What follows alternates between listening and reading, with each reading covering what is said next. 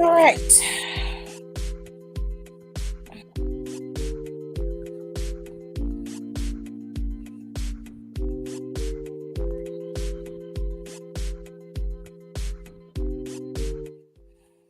Okay, so it is Q&A day. I promised y'all I would come back and do Q&A. I didn't know AJ would be back in time because usually when he go out with his cousins, he don't come back home till like 6 o'clock in the morning.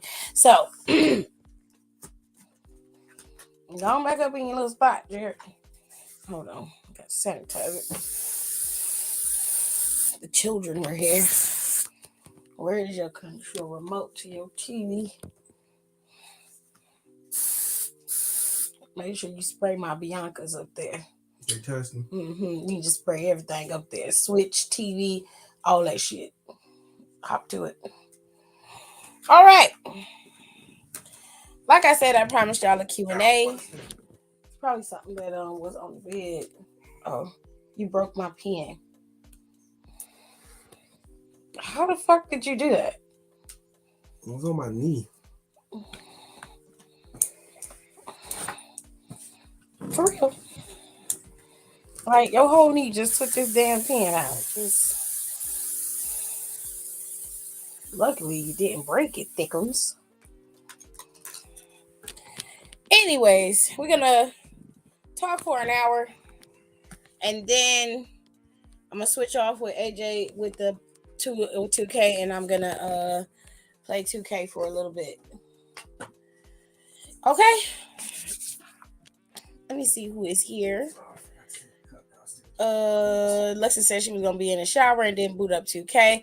For now, I have to play on the PS5 because GameStop never called my husband about the game, so I assume they don't have it. They don't have it. And what did they say they was gonna do? Hopefully they have it either by Monday or Tuesday. They've been hoping for a whole week. At this point, I'm never going to get the damn game.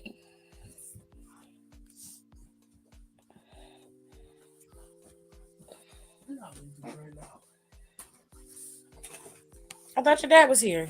Yes. What is he doing? Eating what? I think he's eating Kittles. Okay. Jack, can I have some more pop, please, when you get a chance? What was that about? No, I just said yeah. You growled it at me. That's not that. I was just saying yeah. Don't growl at me no more.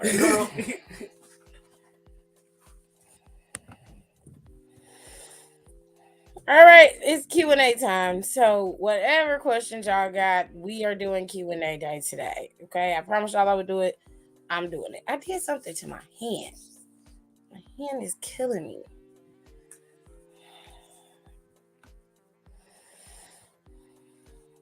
Everybody's getting all the pleasantries out of the way.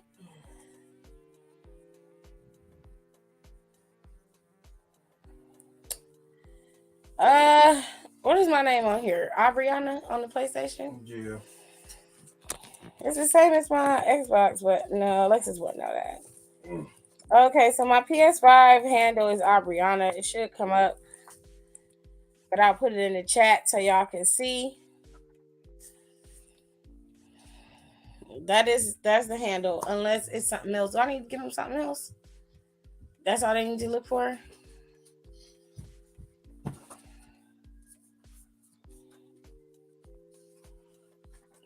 Well, yeah, that's all I have to look for. Just Aubriana? Mm-hmm. Okay.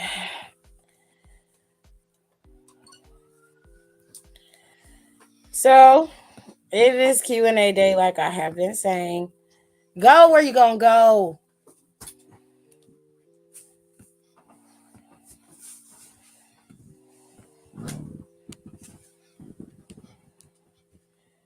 So put y'all questions in the chat and I will answer them the best of my ability. Thought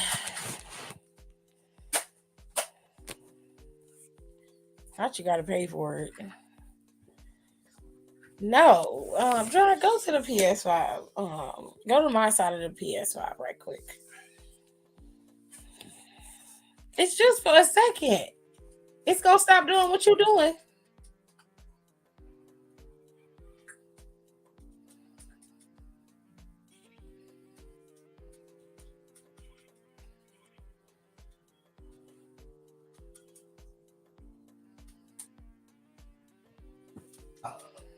Excuse me.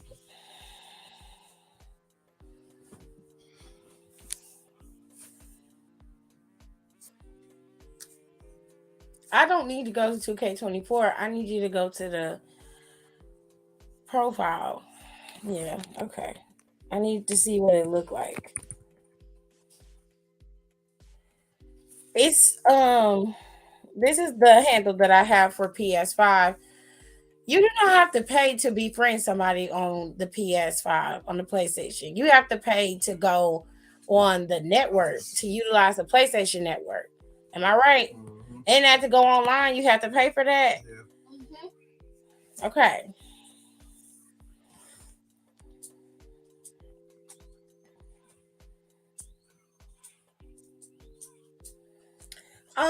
Question. What happened to all my data for my Uncharted?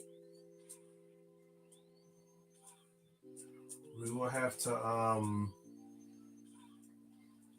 get you PlayStation Plus to see if we can pull it from the cloud. Oh, you like that? Yeah, I made that. It's cute. I made it on what is it? Pixar? Yeah. Aaliyah asked me a question. I only got one question. I've been here for 8 minutes. Rude. Y'all knew this whole time we was gonna be doing Q&A. Okay. Haven't been watching anything nice recently. No, I haven't actually been watching anything recently because I'm weird. Okay. I get into hopefully if Alexis can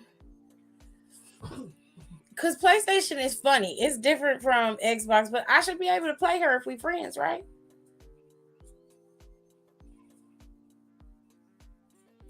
AJ, can you hear me? Mm-hmm. If I'm friends with Alexis, we should be able to play against each other. Y'all should be. No, if both y'all have PlayStation Plus, yeah. So we have to have PlayStation Plus. Yes.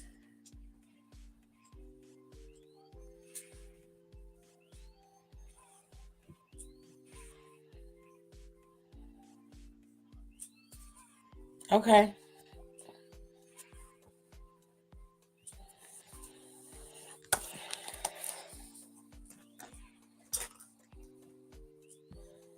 You have to play for PlayStation Plus in order for us to play online. I do not have PlayStation Plus, and I'm not trying to get PlayStation Plus. I'm sorry. PlayStation Plus is more expensive than it's more expensive than Xbox. Anyway, have I been watching anything new? No, not really. I get in spells, and I'm a big creature of habit. So at night, during the days where I'm not watching wrestling, I'll watch YouTube often, or I'll watch something on Netflix, like some type of documentary. Which I live in that wheelhouse of documentaries. I don't know why, I just like watching them. But I haven't really been watching anything. But I haven't gone back to reading, which I used to do a lot of when I was a kid. And I read this book called Moonlight Dance by Jessica Cage. It was pretty short. I wish it was a little bit longer, but it was a pretty good book. I think if you like reading stuff about werewolves and stuff like that, you would like it. But it's not like smut. It's just a decent book. Tay got Xbox and he want to play. I'm friends with Taylor on PS5. Dry's friends with Taylor on PS5 too. Sometimes if he had the PlayStation Plus, he would play, but Dry ain't got that Plus, child, and neither do I. Do you think it'll be a 10-person tag team, LWO versus LDF at Mania, if Dragon Lee surprisingly turn heel? Why would Dragon Lee turn heel?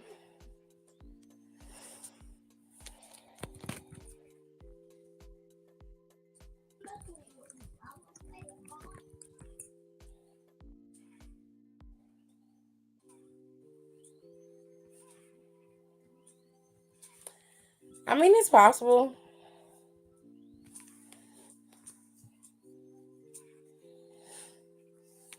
It's possible. I don't really care if they do, if I'm being honest. So it is what it is.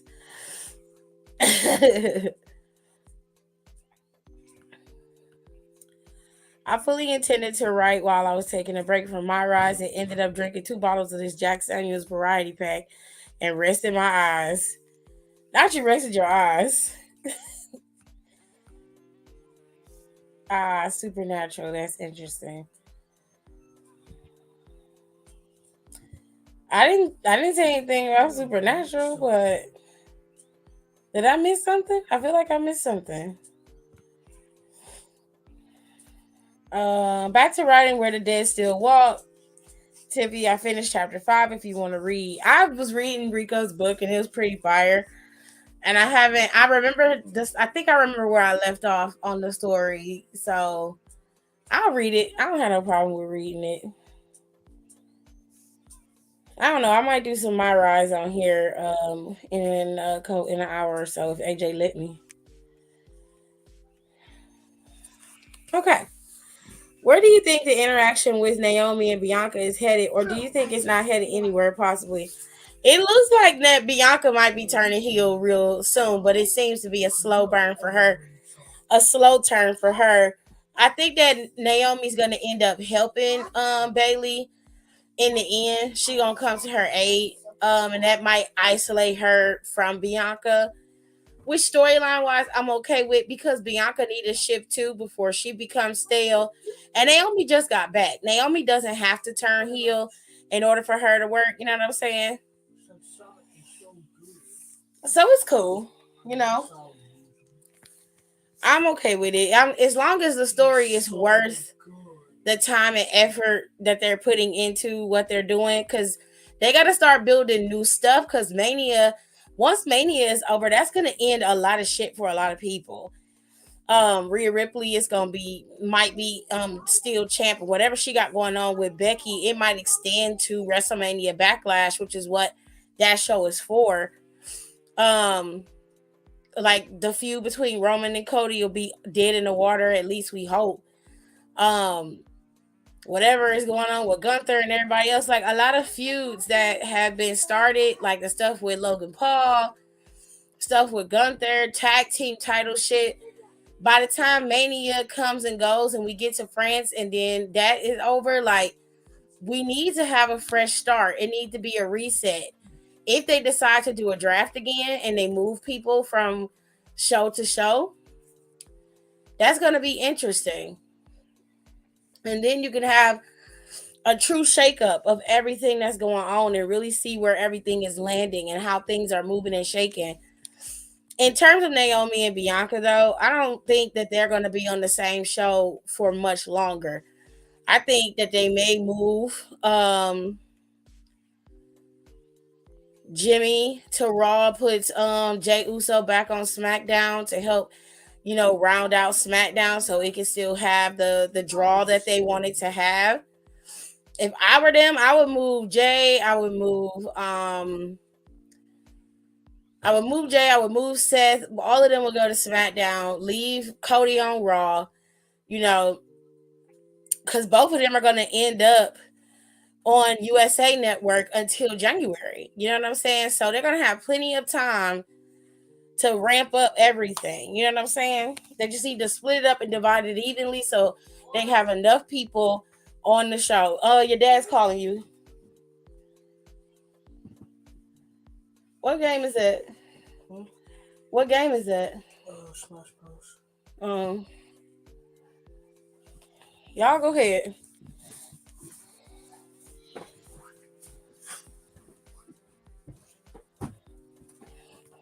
Okay. You never read chapters 3 through 5, so you got a good amount of pages. Ain't nothing like having a good old binge. True. You said something about werewolves. I think I meant paranormal. It's the book. The book I was talking about is called Moonlight Dance, and it's about werewolves. It's pretty cool. You know, it's pretty straightforward and simple. I finished it today.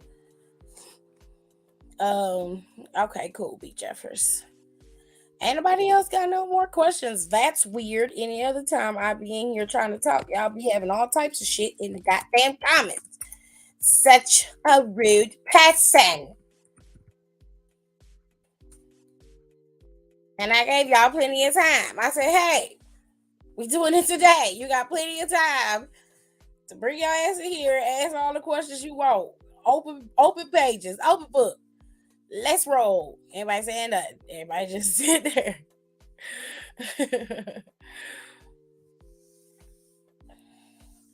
What's your new favorite wig in 2K24? There's a couple. But I would have to show y'all what it looked like. But there is a couple. I actually do.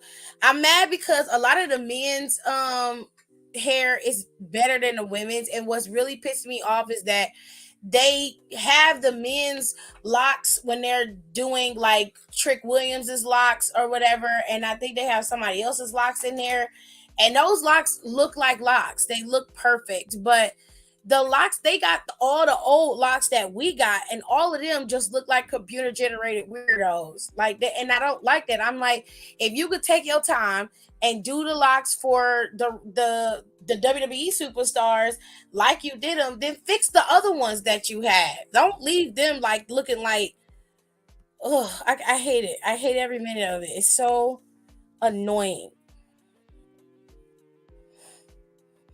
I love Alba's wig. I haven't seen all the wigs yet, but I'm gonna go in there and I have to create. I've downloaded a bunch of calls because I didn't feel like making them, and I'm just editing their clothing the way I want.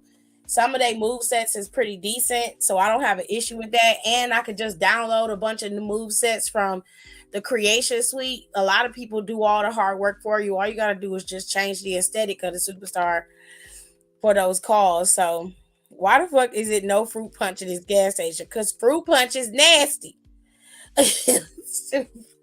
Fruit punch make your breath stink. They ain't with me. They ain't with me, then they ain't with me. Well, yeah. No, my PS5 profile is my PS5 profile pic of Perry. Because I swear it's my face. Mm-hmm. My PS5 profile pic is my face.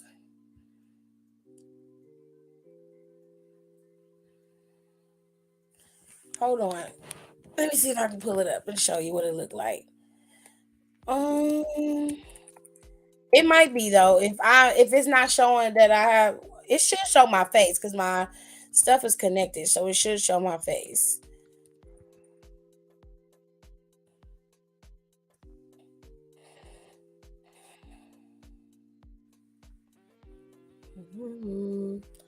Oh, why can't you see? I'm the one you need. And why can't you see? I'm the one you need. Yeah, I'm the one. If you knew I was the one.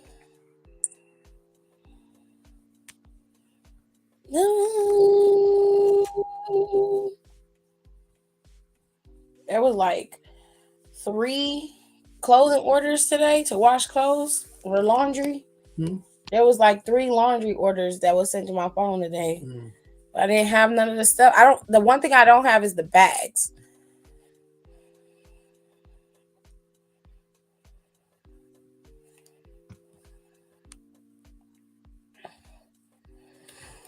So I can show Alexis what I look like on my PlayStation account. The avatar is a fairy, actually. It's hold on, I'll show you.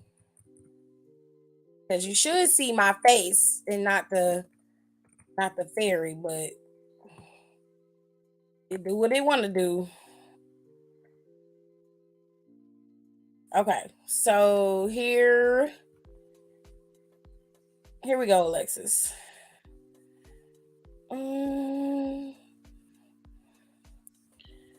Okay, so let me take off my beautiful picture I made today. So that's what it looks like on the PS5 for my profile picture for the avatar. And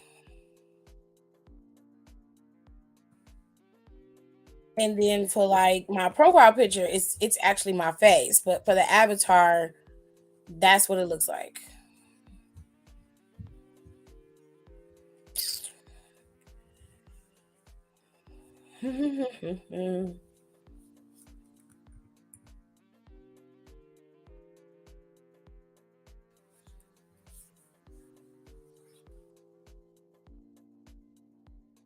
Let me zoom it back out. Hope you saw, because I had to take it down. Not it was a fairy. He said, I know Sharkleberry Finn drinking ass ain't saying some BS. Motherfucking fruit punch makes your breath smell like open asshole. A shitty open asshole. There ain't nothing you can do about that. That's facts. Your mouth be red and it stank. Period. I have a question. How should a person come up with a character in wrestling? Like, should they draw inspiration from wrestlers or in a different way? I like to draw inspiration. I could tell you how I would do it. If I wanted to become a wrestler and I wanted to create a character, I don't think I would draw inspiration from current wrestlers, but that's not to say that you can't. I think that you definitely can, but I would draw my inspiration from things that I like. So I would do, it's kind of similar to the way Sasha Banks created Sasha Banks, okay? So I would take aspects of characters that I really liked or I would write down a bunch of concepts. So kind of do it like take cues from Chelsea and from Sasha. Write down a bunch of ideas until you can't write down ideas anymore. And then you need to find like your favorite characters from movies, your favorite wrestlers, your favorite politicians, famous people, celebrities, whatever. And then each person that you like, you write down a character trait of theirs that you enjoy, whether you like the fact that they are super arrogant. You like that arrogance in them because that is something about that draw you to them. Then in another person, you like the way that they make good business moves. So you like the fact that they're business savvy. In another person, you like their style. In another person, you like their bravado. You like the way that they present themselves. You like their confidence. You like their intelligence. Like you pick out a certain character trait of each character or person that you like and write it down in a list. Then, like I said, you had this list of ideas that you can come up with all on your own on the fly. Create the character out of the list of character traits that you've just come up with.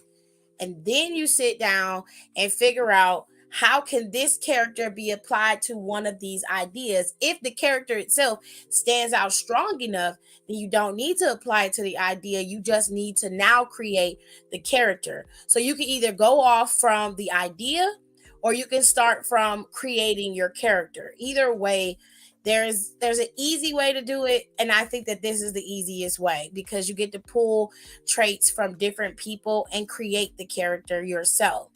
And then, what you do is you embody how you would envision that character to look. You write down what you think that character would look like. Give the character a name, Then you ask yourself, how would this character dress themselves? What would their fashion choices be?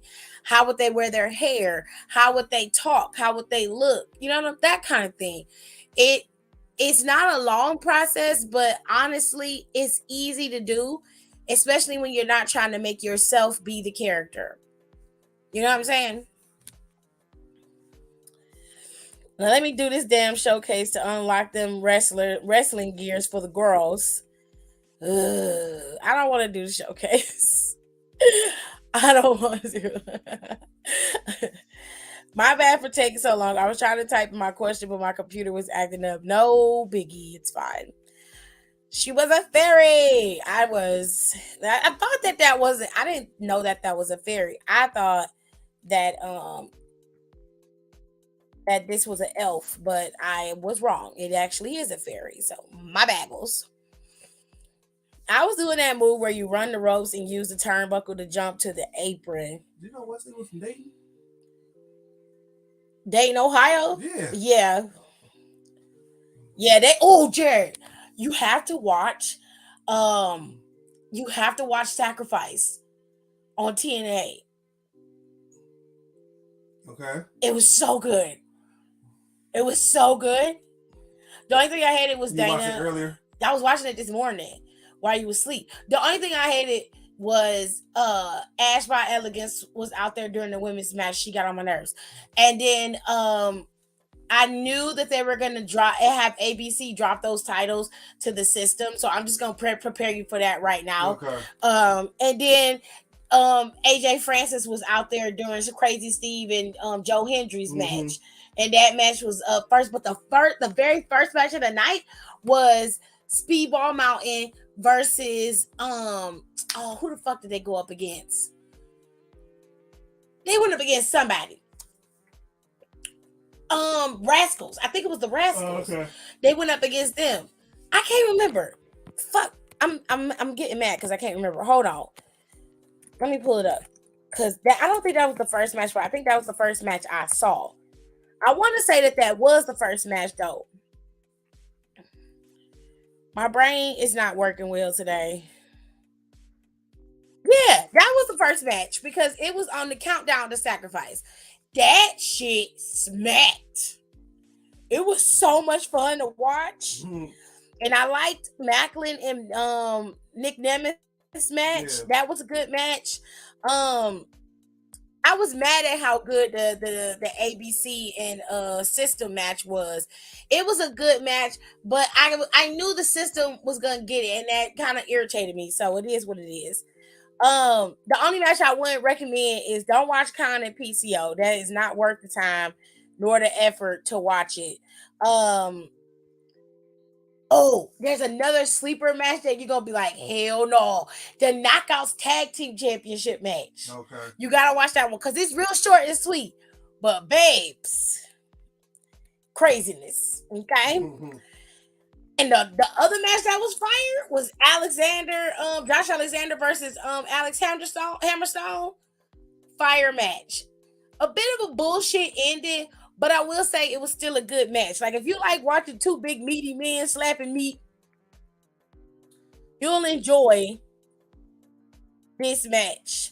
I'm just saying the end of it was just a little shitty. It was just a little bit shitty. Now they had Time Machine going up against Mustafa Ali and Grizzled Young Vets.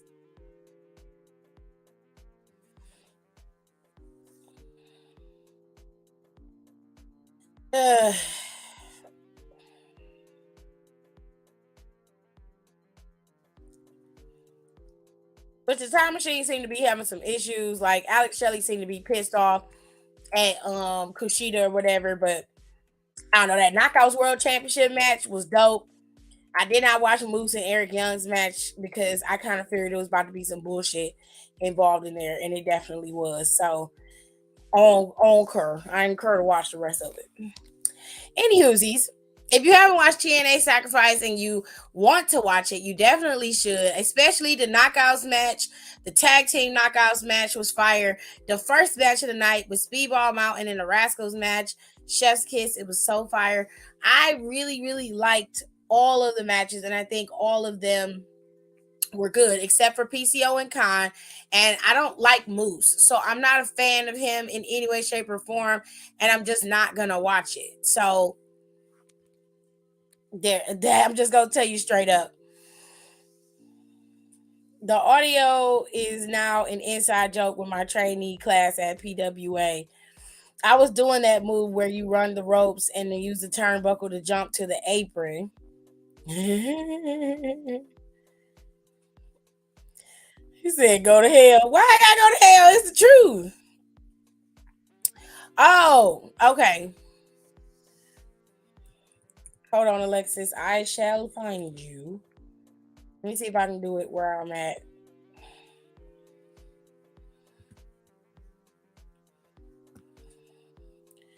Dear Mr. Sewell, Antoine, can you switch to my side of the PlayStation so you can add Alexis for me, please?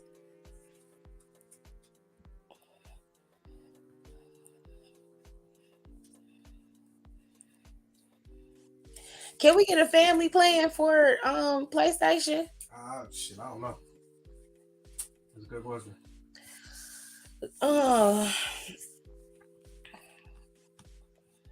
Hold tight, y'all.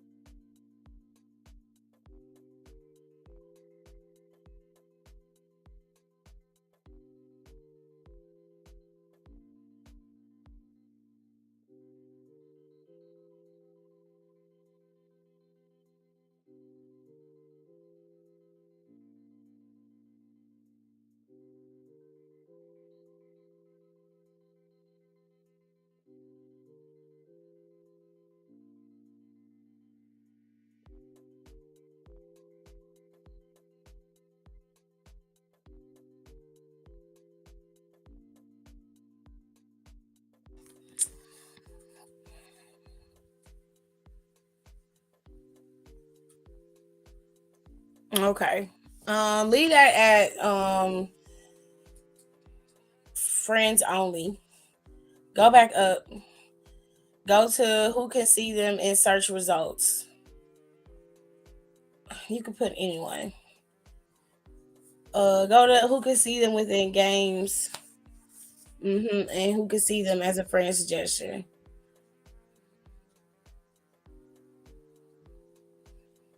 What is going on?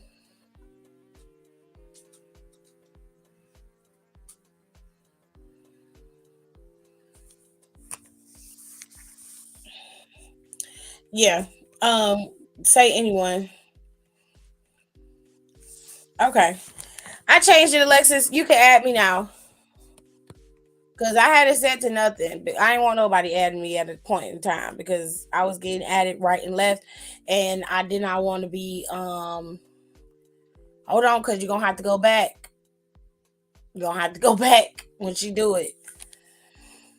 She said, and my coach was like, I don't know how you do this, but I've never seen someone do that so controlled and slow. You look so delicate. And one of the girls said he was a fairy, so now we just say it.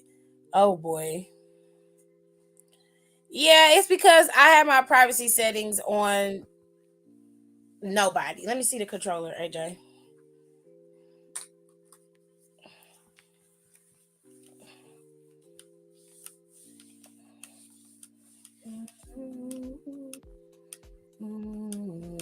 What does that say? Home. Home? I should be able to do this. I don't know how to do this.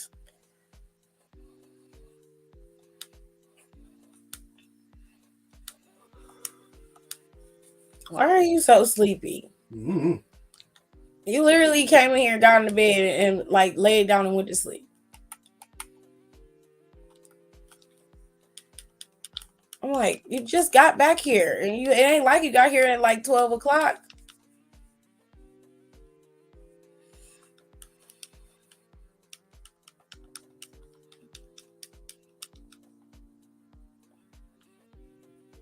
Let me see.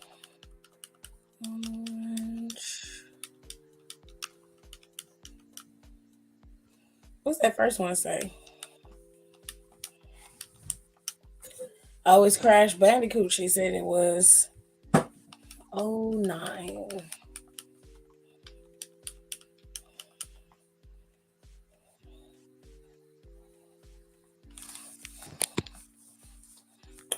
It is not coming up.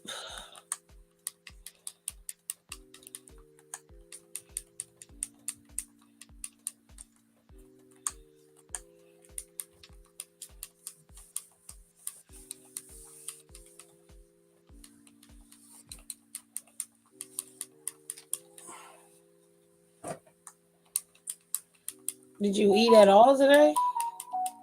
Only a little bit, but I do need to go downstairs and get something.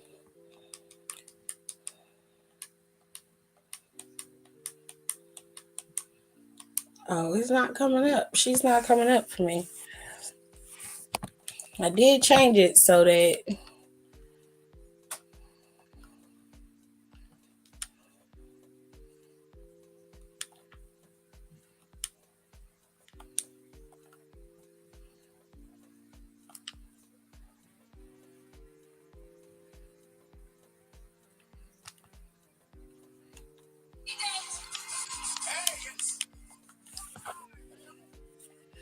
all right, let me get to the rest of y'all comments here. Yeah. Sure, no problem. Rico was as delicate as a fairy. We love that for him.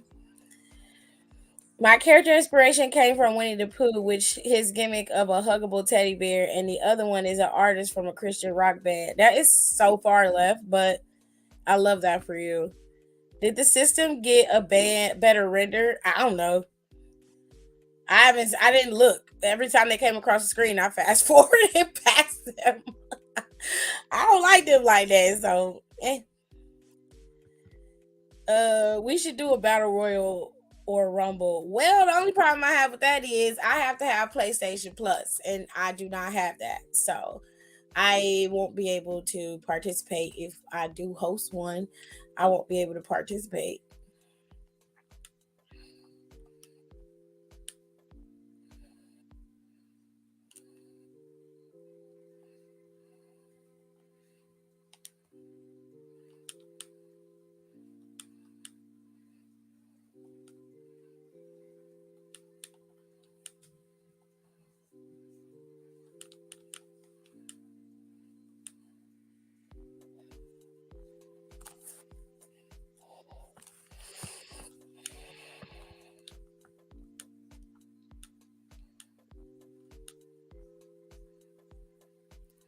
Okay, so it is set to allow crossplay game and stuff, but I haven't gotten no friend requests. I was waiting. I did search for Alexis's name, but it did not come up.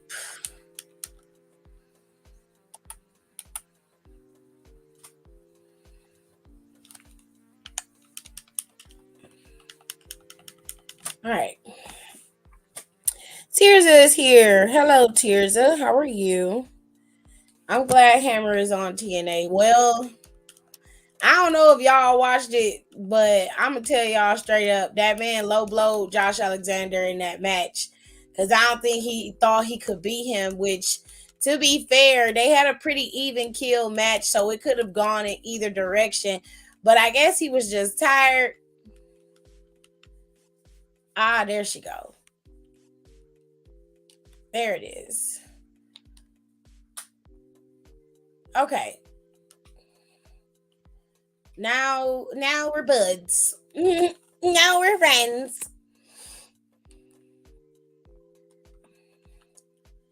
I am only gonna leave this open like this for a little bit longer, and then I'm gonna go back to not being able to have people at me, because I do not want to be added by a bunch of weirdos. And I find it oftentimes when I'm online, especially like Xbox, like I'll just get a random friend request out of nowhere, and it's a strange world. I'm done, babe. You can go back to your stuff.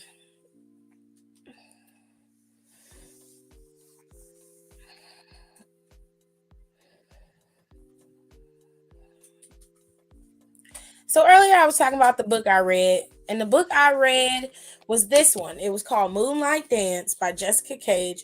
She's one of my favorite authors, and it was a really good book if you like reading about, fairies and fays and werewolves and all that good stuff. That's a good book for you. But it is Q&A day, like I said. And y'all have been pretty quiet on the Q&As. Okay, let me check my Instagram and see if y'all have sent me anything, because y'all rude.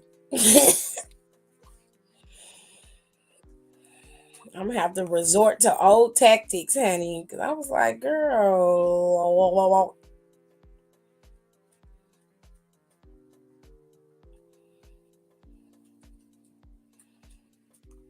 I'm asking me, my money, get your owner. Barely even just got on you. Nope, no questions.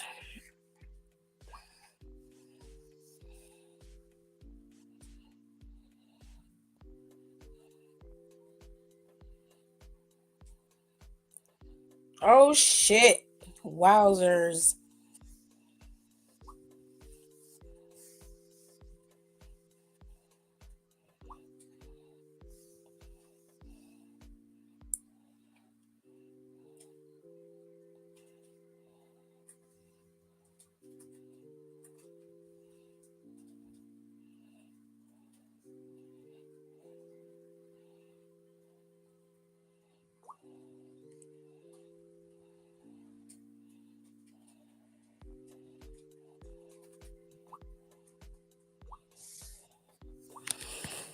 Io Shirai should go back to that tan and red hair. Sis was tearing shit up. Okay, she was going off. I got it. Now I gotta play as Hogan's greasy ass. 2K is honestly sick in the head. Well, he was a part of the very first WrestleMania, if I'm not mistaken. So they can't really do a WrestleMania without him. You know what I mean? What? Grayson Waller called a match fair and square? No, he didn't. Oh, he didn't? No, that count slow as hell. Damn, why are you so sweaty? He was trying to attack me. Oh, word? Yeah. That's crazy. She did eat. Well, you know. I mean, you can be sick about it all you want, babe, but it is what it is. There's nothing wrong with the actual factuals. We didn't do it, so ain't no reason to be sick. You just do what you got to do to unlock what you need to unlock. I'm going to let Jared play mine. I'm not doing it. The beauty of having a husband is he can do stuff you don't want to do. You know? And I don't want to do it, so I'm just going to ask him to do it.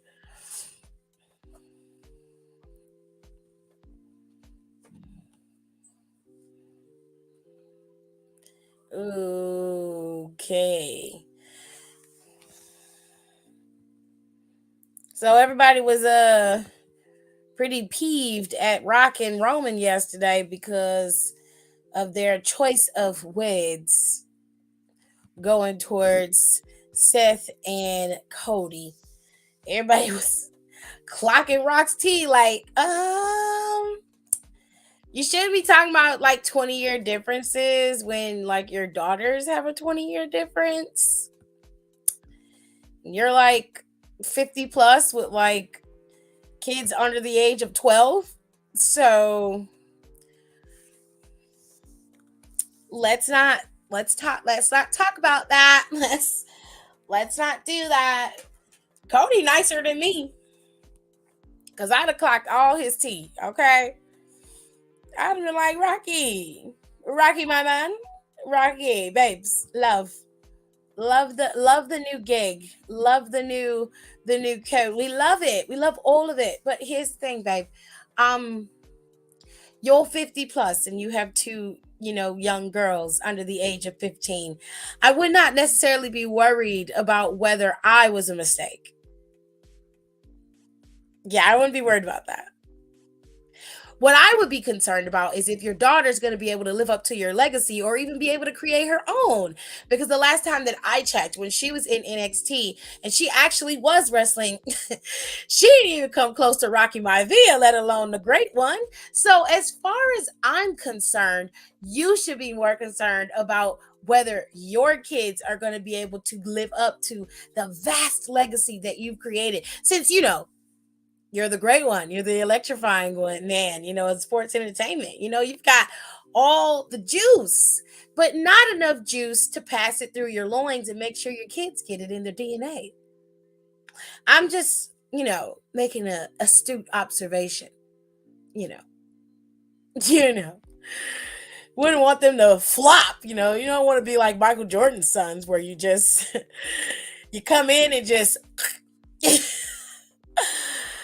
It's just something that's concerning me. Since my father's sperm is concerning you, I figured I'd be concerned with your sperm. Just a fair trade. Just a fair trade. Now, if I was just being real and I wanted to do something ignorant, I could have went to his career. I could be like, so I wouldn't even talk. The last thing I would say to him is like, how's Black Adam doing?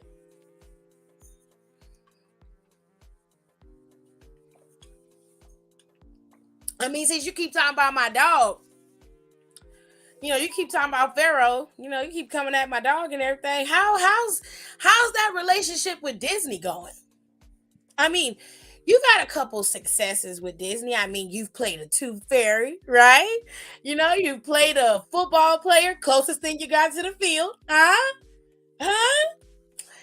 Oh, and we can't forget that you are part of the board of the UFL now, because it's the closest thing you're going to get to football, man. That dream, that love of the football game is just, it eludes you at every moment and every task, but you seem to find your way back to her. It's like you're an unnecessary, clingy, just butthurt ex that just won't let go. I'd tear his ass up. I'd be like, you okay? I'd be like, bestie, isn't your second child like 7 and your oldest is 24? That's what I thought. Now rocking my video. What? Cody is playing his part as a face. But to me, you could be a great anti-hero and still be a face. All I'm saying is, with the kind of shit that The Rock is saying, which he ain't throwing out much, and not even Roman is throwing out much, if we being fair, he keeps regurgitating the same shit over and over and over again. And I was just like, okay, babe, I would be busting heads, okay?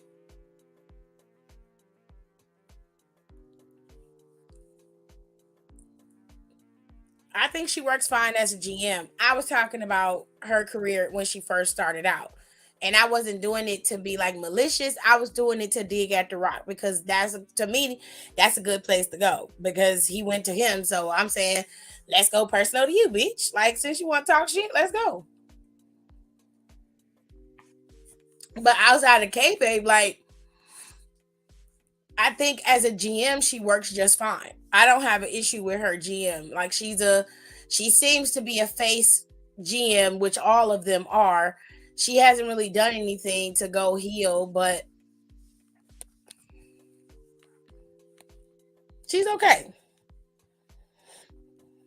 I'd be like, too, your daughter didn't know it was you and Moana, and you were singing it to her. Eesh. That's his own fault. I ain't got nothing to do with that.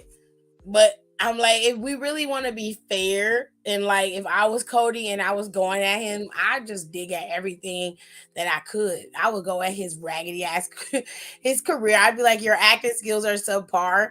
Like, let's talk about how you changed Rampage so that the damn gorilla would be alive because you wanted to be the hero and save everything. And yay, happy ending. But you ruined a good movie that could have been great had you not had asserted your authority. This is what happens when you assert your authority in places where it doesn't belong.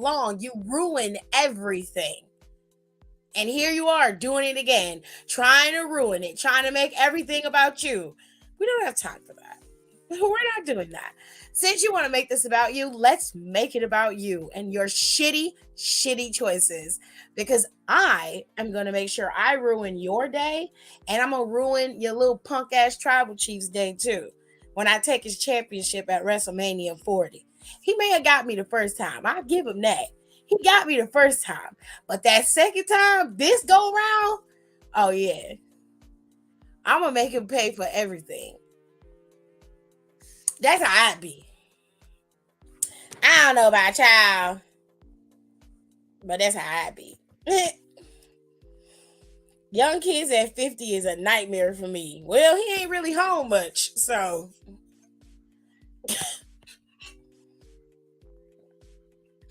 I'm sorry. I don't know that man life like that. But given the fact that I always see him out doing something,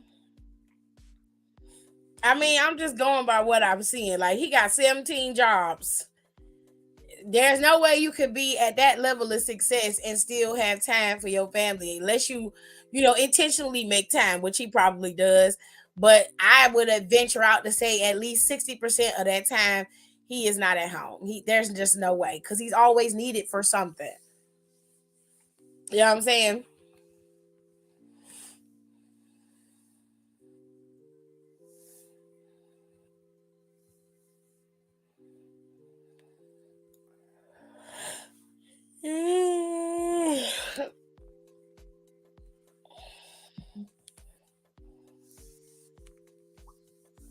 Don't call. Did you make your oats, AJ? I forgot to make them part. That's what I do when I go to get our food. I made chicken pot pie yesterday. I was gonna make it a chicken and dumplings, but I did make the dumplings in time to put them in the pot while the gravy was thickening. And I was just like, you know what? Fuck this. I'm gonna put this biscuit on top and just make it into a chicken and dumplings, which is fire, by the way. It's really good. It's fucking delicious.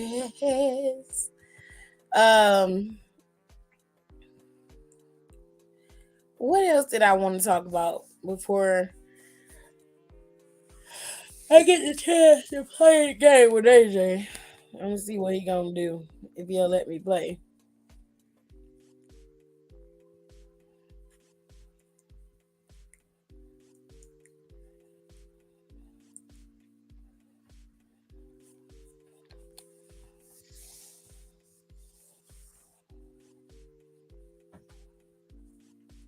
Let me see.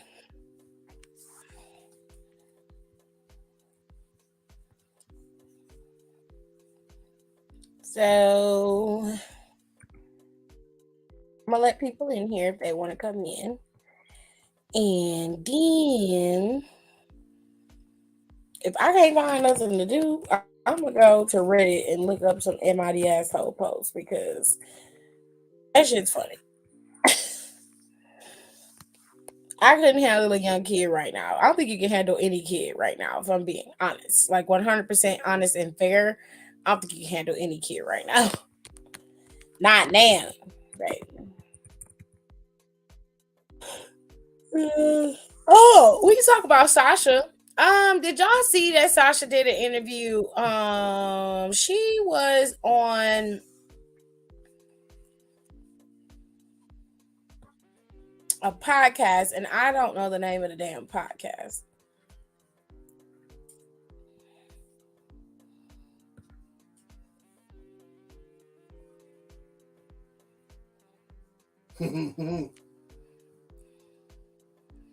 Oh, you a double belt champ? That's crazy. Oh, Emma and Riddick Moss got married. Wow, that's a pretty wedding. They look nice. So happy for them.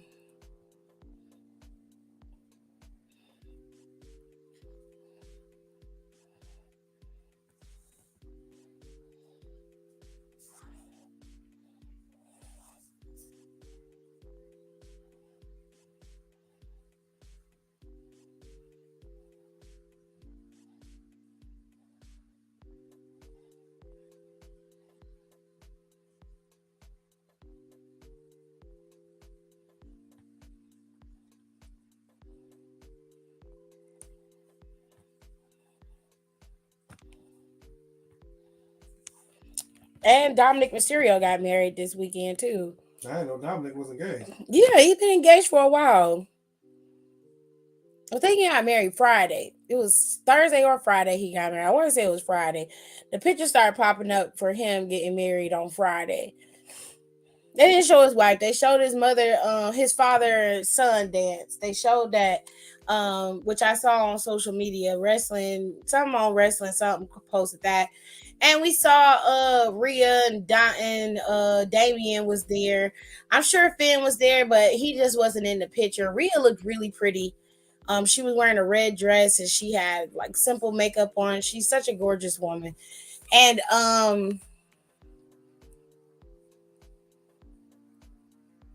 it just had a typical wedding. It was nice. I'm glad that he got married and he's a happily married fella now. He's happily married, living his best life. We love that. We love that for him.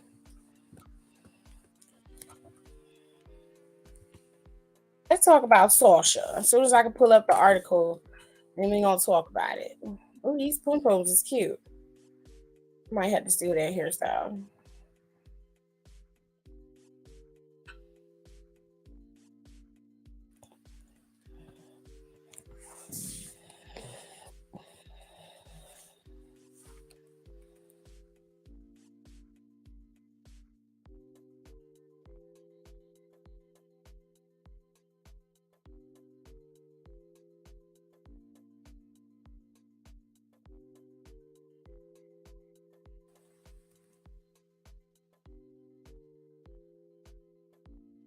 Oh, she was on Sam Roberts' podcast and she spoke about her leaving WWE. This was published a day ago on the sportster.com. And she said, but she was on another podcast and she said something else on another podcast. And I don't remember what the name of the podcast is, but I do have what she said. Okay, damn. Y'all all right? Oh, she was on the Kick Rocks Pop Wrestling podcast. And she was talking about why she walked out of WWE back in 2022. So this was 2 years ago. And she said, something told me I needed to do this and stand up for myself. It was a very hard decision because wrestling in the E has been my whole life and the hardest decision I've ever had to make in my whole life. But it's the most proudest.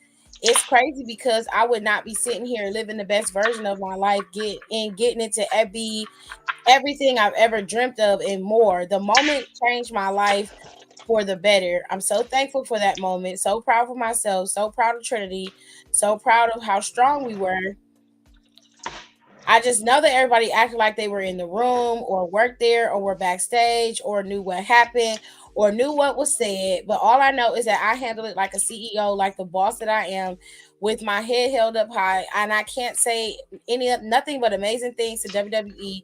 So thank you for the career they gave me and the fans they gave me, the life they gave me, and the dreams they gave me. Okay. That's what she said. She also commented on something else, but there was another cute thing with Bianca. Bianca was the flower girl at Sonya's wedding. And Sonya's wedding was really pretty, by the way.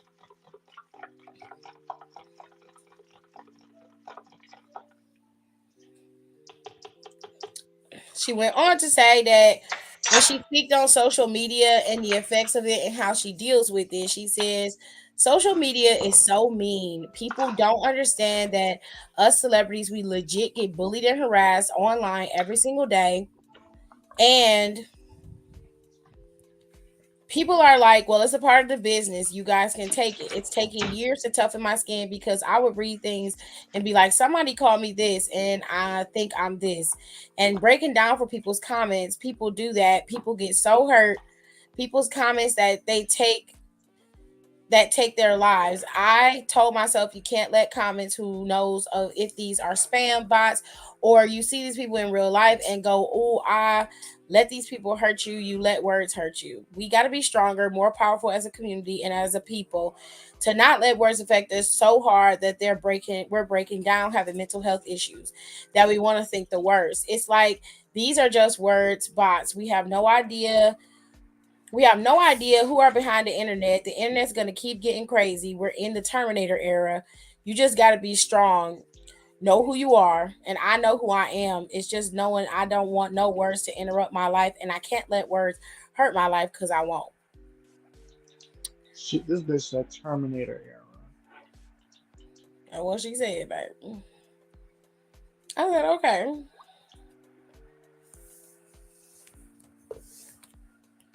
They said that Dom was with his girl for 12 years. Mm. He's like, what is he, like 28, 29? He's the same age as Rhea. Oh.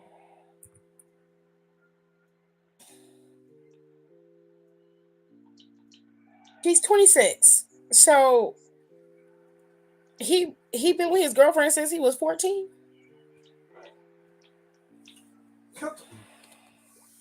Damn, that's the only coochie you ever had your whole life. What a sad existence. Well, I mean, if he like it, I love it. I ain't mad at it. I mean, if it's the I don't. only coochie he's had, he thinks he likes it.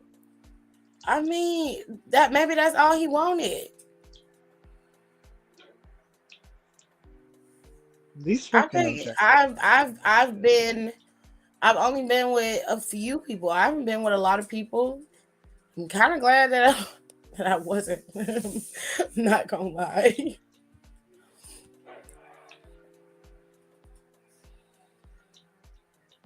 Damien looked hot. It's because he wasn't dressed in his bad bitch attire. Usually he be having them titties up and out, honey. Okay. Be looking That like he finna waist go right to trainer. the club where Marjorie be at. He like Mm-hmm. that waist trainer. And be snatched. Be snatched. I'm like, oh, I okay. mean, and I thought Mia Yim liked the titty Nowhere window. near the rope. What the hell? And he's 26. He'll be 27 in a few weeks. Okay. 26. He's 26. He's 26. Anyways, here's what Sasha said to Sam Roberts. Hold on.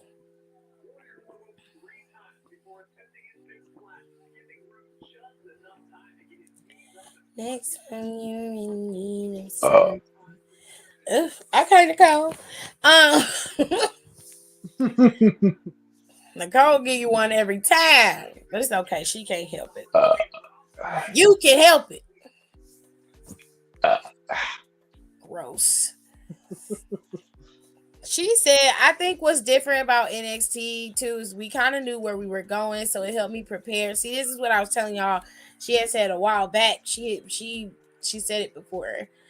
But she said, when I go to Raw, it's legit. Like, I have no clue what I'm doing. I don't even know what to prepare for. I'm just like handed something or told something. And I was like, okay, I have 1 hour to get ready. Oh, okay. All right. Let's just do it.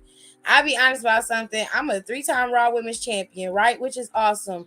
Within a whole year, I'm a 3-time Women's Champion, which to me is a lot. I'm a 3-time 2-week holder of a championship. So that took away from my confidence so much. It's stuff like that that really brought me down brought down my confidence levels. Like maybe there's something wrong with me and they don't see me as a champion, or legit they wanted to have all these title changes and they wanted people to talk about it. I think it is that they wanted to have the title changes and they wanted people to talk about it. As much as people want to say they hated that exchange between her and Charlotte, I didn't. I found that to be probably some of the best times because they was going back and forth. She had 2 weeks as champion, and then Charlotte would get the championship back, and then she would have to wait until the next PLE to get that title back. Rather, Sasha would have to wait until that next Monday to get the title back, and then she would get it on a Monday. Charlotte would get it back at the PLE. So I liked the fact that they was going back and forth. Their matches were iconic and their feud was fun to watch. While I don't necessarily agree with letting Charlotte be the last one to get the title in Hell in a Cell, I thought Sasha should have won Hell in a Cell. It is what it is, you know.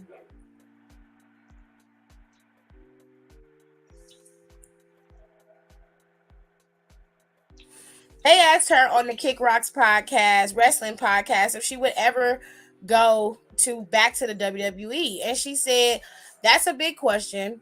I really believe in not only the universe, but I believe in myself and a higher power of light that comes over me. Something inside of me told me I needed to go do this and stand up for myself. It was a very hard decision because wrestling in WWE has been my whole life. People don't know it's been my whole life. It's the hardest decision I've ever had to make in my whole life, but it's the proudest. It's crazy because I would not be sitting here living the best version of myself and getting everything I've ever dreamt of and more.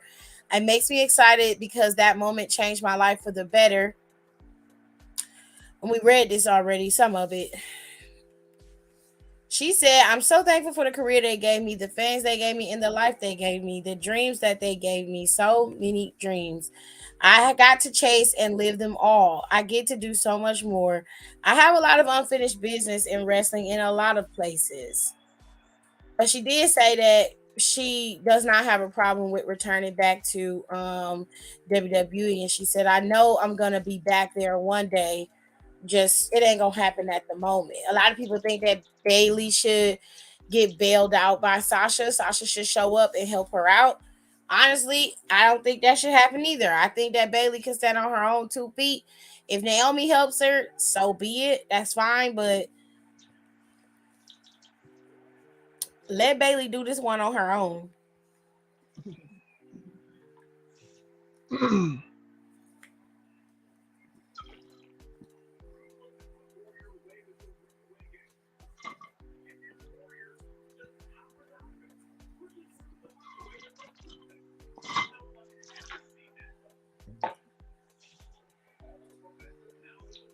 Okay.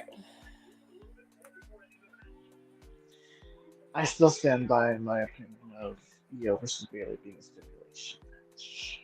You what? What did you say?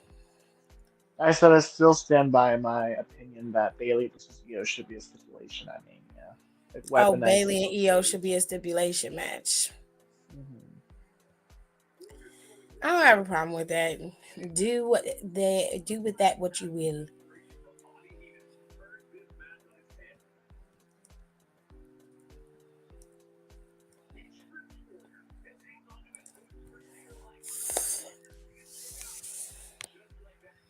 Yeah, they've been together for a while, and he got married to his childhood sweetheart. Good for him. Aww. Love that for you.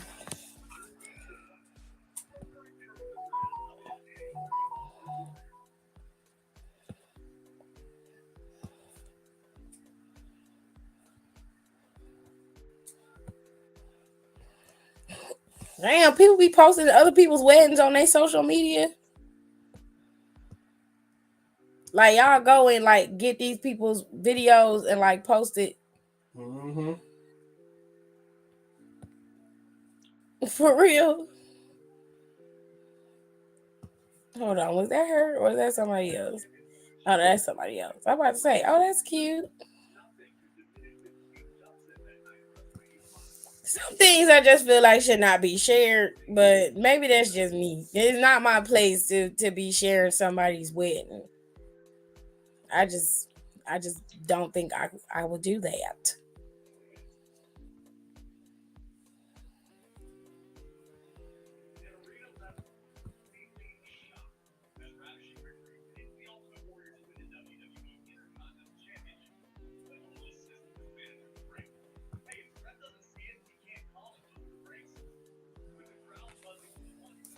I can't believe they got Corey Graves to narrate the fucking showcase. Why?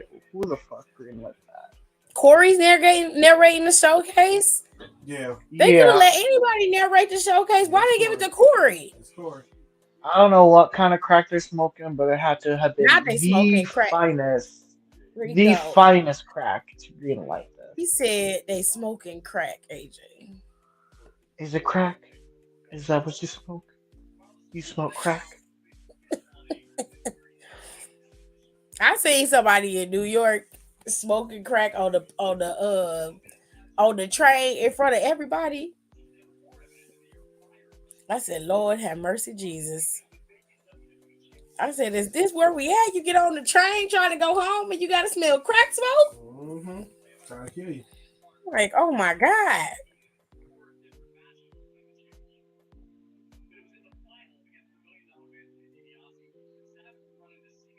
The am I overreacting posts be funny sometimes, but there was one on here that I was reading for my podcast that just made me go, "Oof, wowzers." Yes, Brandy, they was smoking crack. I saw it in the video. I was like, ooh, I could not. My favorite video of New York is that one girl who was like they were outside and she goes like, "Them is rats," and pans over to these big ass fucking rats under a tree. That's wild as hell.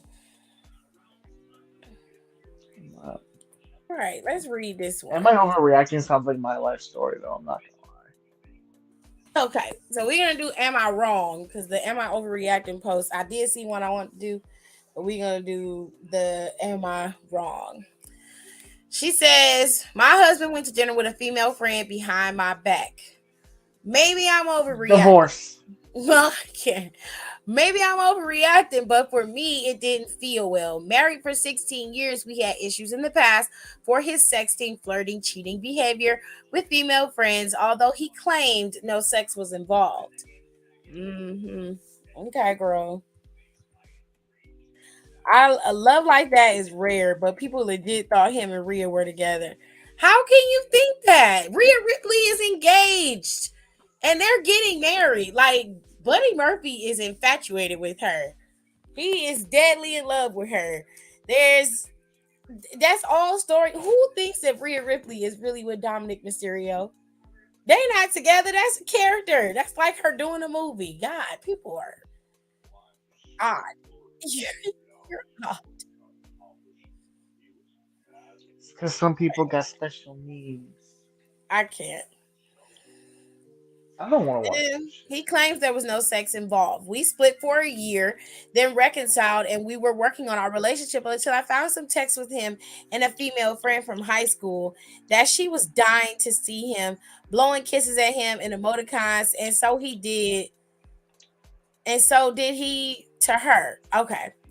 He never told me about this. It was 2021 and it was right after lockdown. He went to dinner with this woman behind my back. He never takes me out on a date. Oh, bitch, divorce. Divorce right now. Not anymore. I found this in 2023 and felt devastated. Like, how many times? He got really mad. He even lied to my face about those being his texts because they were supposed to be from a friend, and I believed him until I found out more texts on his PC in a hidden folder, but nothing sex related. I can't trust him anymore. Should I forgive him? Because certainly what? Because certainly won't forget ever. He even told me she died from breast cancer back on in 2022. Don't know. This seems suspicious, but I didn't know he could be such a liar. And he hurt my feelings once more. We both have a 13-year-old, a girl. Should I trust him again? He promised he would never go out without me, and he's behaving pretty well now, but I still have that gut. Divorce. First of all, Divorce. the man obviously ain't being faithful. I guarantee you, if you ignore this and continue to ignore it and pretend like y'all are happy and everything is okay, he's gonna end up having the same behavior with another woman, if not with her. The only reason why it probably didn't go any further with anybody else is probably because you caught him before it got there.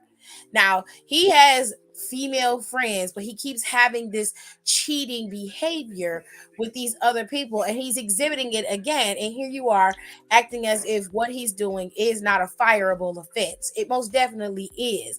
However, you keep trying to weigh your options and figure out if he's going to change. So you waiting and waiting. And reality is he's not going to change. He has no incentive to because you keep accepting the parameters that he set up for you. As long as I tell her what she wants to hear, she's going to come back. So I don't need to do anything. I just need to be good, play nice for a couple weeks, make her feel comfortable, and then I can go back to doing whatever I want to do. He's a dog, so let the dogs lie where they are. Your 13-year-old will be okay. You'll figure it out. But you're gonna have to get her into some therapy. Y'all quick to leave and then expect your kid to just adjust with everything that you're doing. You can't do that. You're gonna have to create a safe space for your daughter. Number one, don't block her from seeing her father, but more than likely she know more than what you think she do. Make sure she has a safe space to be able to express herself wherever she needs to. Make sure that it is a that you get her in therapy so she can be able to learn how to deal with the trauma of her family being ripped apart, because you done did this once before. Now your ass finna do it again because you're stupid.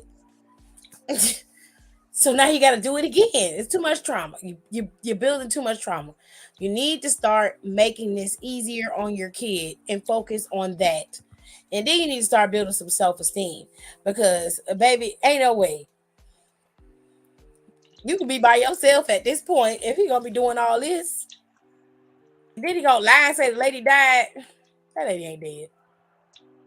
That lady is not dead. Okay. Okay, nobody, no crime. I'd Okay. be like, show me the obituary, show me where she died. I want to see the body. Where's the coroner report? Like, oh my fucking god! Yeah. Where is it? Where is all the info that proves she did? All Macho right. Man about to piss me off. We go into Like, relationship advice. This man said, my wife is 34 and she got into performing stand-up comedy a few years ago, and I'm 32 and I can't take it no more. Okay, I don't know why y'all ages have anything to do with this, but okay. well, It's if to it's the on point. Reddit, that's why. I hate that. I don't like that. You could just say, why is it in a title? I don't understand that. And like put it in the damn post. It's to the point that I made up a work emergency tonight so I can skip out on the show she's in. Feeling wildly guilty right now because I've never lied to her about something like this before. Majority of the time, the only laughs she gets are from her fellow comedians also performing that night, or her friends from friends and family that she brings. She has an Instagram significantly for her stand up, and she is constantly engaging with the trolls, even though I told her not to. Important point. My wife is freaking gorgeous. So a lot of negative comments on Instagram are things like, they're only laughing because you're hot. I'm rambling. It's been years and her performance isn't improving. She does mostly open mic or shows with only 15 or 20 people in the audience. She does not make money and she isn't taking one on one coaching or classes like I've gently encouraged. I just can't keep watching her bomb every other weekend. And I am tired of her engaging with random weirdos on Instagram. How the heck do I help my wife improve her skills if she isn't willing to put in the work to make these improvements? You gotta tell her the truth. You gotta tell her the truth. A lot of the problem is you ain't willing to be honest with her. She's gonna take it as you hating, but let you lay out the facts. Like, let's look at your stand up together and let's see if it's funny or not. Let's do a focus group. People who are not family, people who are not a part of you in any way, shape, or form. No comedian friends, no family, none of your personal friends, nobody. Let's put it in front of some people. Let's let you do a show. We're gonna set up a show. I'm gonna pay for it. And if people laugh at the show and you get more than one little tickle, I'll say do whatever you want to do. But if they don't laugh, we're going to do this my way. Deal?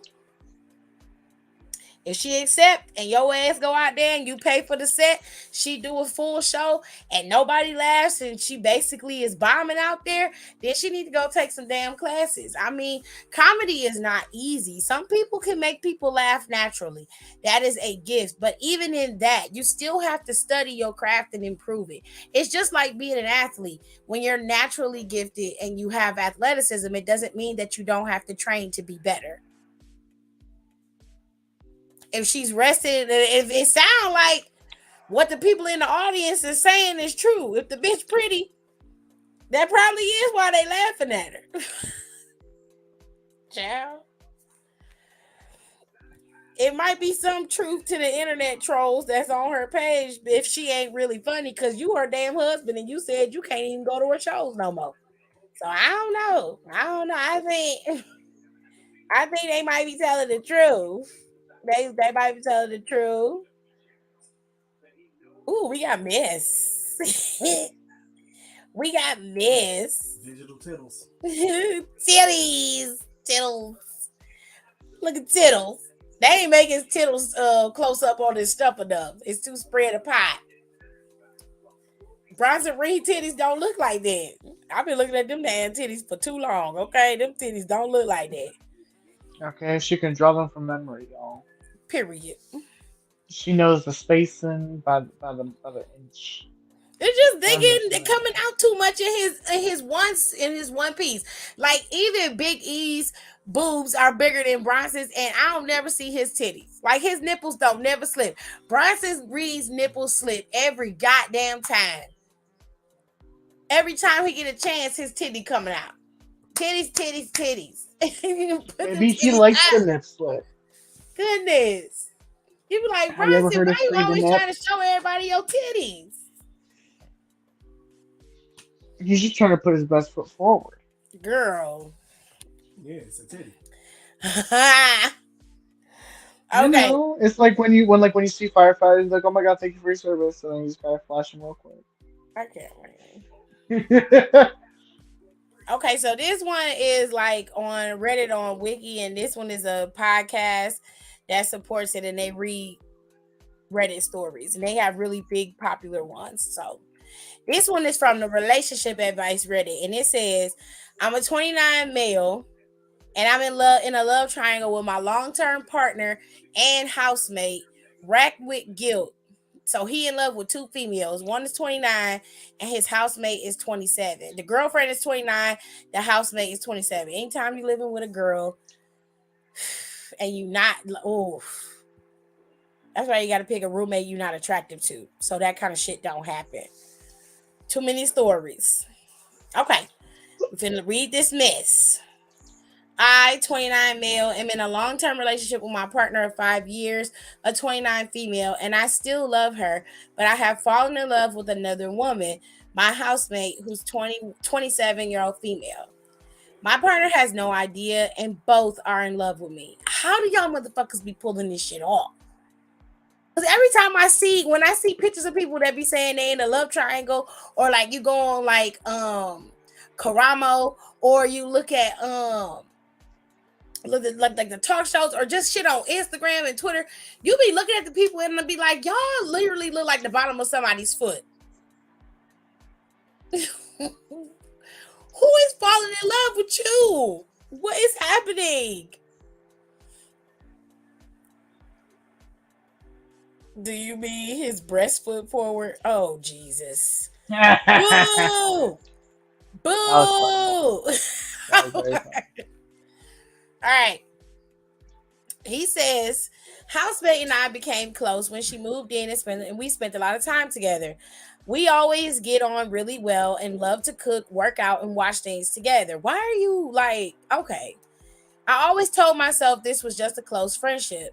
We had fleeting moments of intimacy when watching TV together or similar. We were clearly crossing the line, and this has been going on for a long time and escalating. It never went so far as sex or even kissing, but inappropriate embracing and caressing. We came to rely on each other and spend an unhealthy amount of time together. Y'all had to start sleeping with each other because this don't sound right. How you in love? Right. Never mind. Y'all live together. Y'all live in the same house, and you telling me all y'all did was just cuddle and you fell in love? The bullshit. I don't believe that. Okay, you was digging her now. Do not deny. Right. We finally discussed what's been going on after around a year of denial. I admitted to her and to myself that I think I love them both. I feel incredible guilt and shame that this has been going on for so long and that my devoted partner doesn't know. I need to tell her, but this will devastate her. Obviously, this is hugely complicated by the fact that I live with my housemate, but my partner comes to visit often. It tears me up that my partner is oblivious and my housemate can't stand to see us together. Oh, Jesus. This shit is long. What the fuck? I always compartmentalize it in my brain as a moment of weakness, that I was simply giving into temptation, but it's more than that. Temptation doesn't explain why I crave to spend time with her and talk and laugh with her. We have chemistry, and I have realized that I am in love with her. But that doesn't mean I still don't have love with my partner.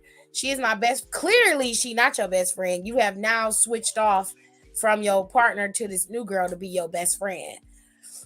If she's your best friend, then you shouldn't have no issues with cutting this housemate off. You can sever your relationship with her, but you're choosing not to. She's been with me for so long. We share so many friends, and we have lived so much life together, which makes this even worse. With her, I am comfortable. Now you comfortable with both of them. She makes me feel safe, and no one has ever cared for me like she does, but it feels domestic. Like some chemistry we used to have is gone. Because you done gave it to this other bitch. The fuck? My partner has had mental health issues in the past, suicidal thoughts, and self harm. Together, we have worked through a lot of this. We began to understand a lot of trauma and got her life back on track. She describes me as her rock, and I mean everything to her. I worry that without me, she will really struggle and suffer. No, she gonna struggle and suffer because of you, not without you. I don't like how with both of these girls, he's positioning himself to be like their What, the emotional rock. codependency, is that what we're seeing? That Mm, I need him I, to survive type of situation. something tells me he's doing that shit on purpose. Clock it, clock it. Something tells me Mm-hmm. that you're positioning yourself in these women's lives on purpose. Right, because we like to be the hero. We like to be needed and wanted. Now we're getting to the nitty gritty. We're getting to the meat and potatoes of this. The It's meat giving and my roommate's potatoes. boyfriend just a little bit, but you know. Period. Alexis said, I wonder how much of this stuff posted is actually real. I'm gonna be honest with you, Alexis. Some of it, the real weird shit, like some of the stuff where like people be posting shit about their families and stuff, that shit is real. Cause them people be coming on Reddit and be cussing their family out in them comments. It's Now maybe I nuts. should put my family's business on Reddit. See what It'll probably go viral. happens. Dead ass. Child, I don't know where should I start. My mother, my sister, or my brother. Which one is messier? She said, hey, Branson got a hot wife, so someone likes his titties. I don't want to see his titties every Monday. Okay? His wife can suckle on them titties all she want to. But me, I don't want to see that. And it's just a little nip slip peek. It's always just a little peek. I don't want to see play peekaboo with your titties. You a grown man. Put your damn titties up. Shit, a Put little that on a peek shirt. is You're a fine. That grown ain't hurt man. Put your nobody. damn titties up. That's Put gonna your be damn Tiffany's titties merch up. line. All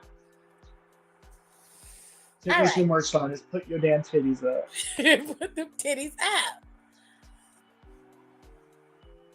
Now he says, somehow I was fine before in denial. I could just avoid thinking about it and pretend it wasn't happening.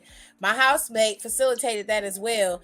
Perhaps we were both in denial for a reason, for different reasons. She even dated someone for a while, which made things easier, but it didn't last. Now she and I have finally talked, and about it. I could think of nothing else. I have a lot of stress and guilt. We have a lot of stress and guilt. Okay, and anxiety in my chest at all times. I can hardly focus on my work. I constantly hope I will wake up from this bad dream. I can't face that it's real, and I have been complicit in creating this situation for so long. You was complicit in just creating the situation, period. Like, I wouldn't even say he was complicit. I think you created the situation. you just made this into a massive problem, and it didn't have to be. You could have just been honest and broke up with your girlfriend because you want to explore what it's like to be with the girl that you live with, which is odd to me that Right. you would date your You housemate, because if said shit goes wrong, you got to still live in this house, this bitch. Like, why would you screw up where you live at? Like, you ain't never heard the old saying, like, what is it? You don't eat where you shit. Mm-hmm. don't shit where you eat. There it is. I told my housemate that we need to set boundaries, and that what was started us finally having the talk. And that was what started us to finally have the talk. Okay. I thought she would take that as me choosing my partner and we could move on. At this point, I was still in denial about what we have together. Y'all don't really have nothing if what you say is true. It sounds like me like you don't want to be with your girlfriend no more, but you want to use this girl as an excuse. Because if y'all just hugging and talking and shit, there is a level of intimacy that you could create without having sex with someone. That is possible. You are emotionally cheating on your girlfriend, and I'm not really understanding how you created a bond with this girl in this type of way, and the only level of intimacy you've had is this closeness that y'all have had. Like, if your girlfriend is your best friend, then how did you maintain to create this level of friendship, this level of closeness with this new girl when you already had it with your girlfriend?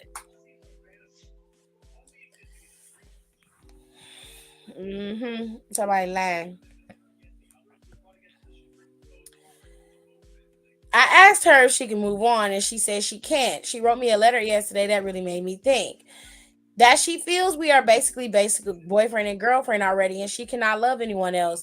I choosing the safe option because it's what I've known for years, even though I'm not truly happy. She raised that if I was content with my partner, why am I tempted by her? Am I making that choice because I don't want to hurt someone rather than choosing what makes me happy? Am I afraid of the unknown to take the risk? Whatever happens, I need to tell my partner all this, but I am too much of a coward. I don't know how I would even start. She's always been true to me. I feel cowardly and manipulative and completely racked with guilt about all this, and she truly doesn't deserve it.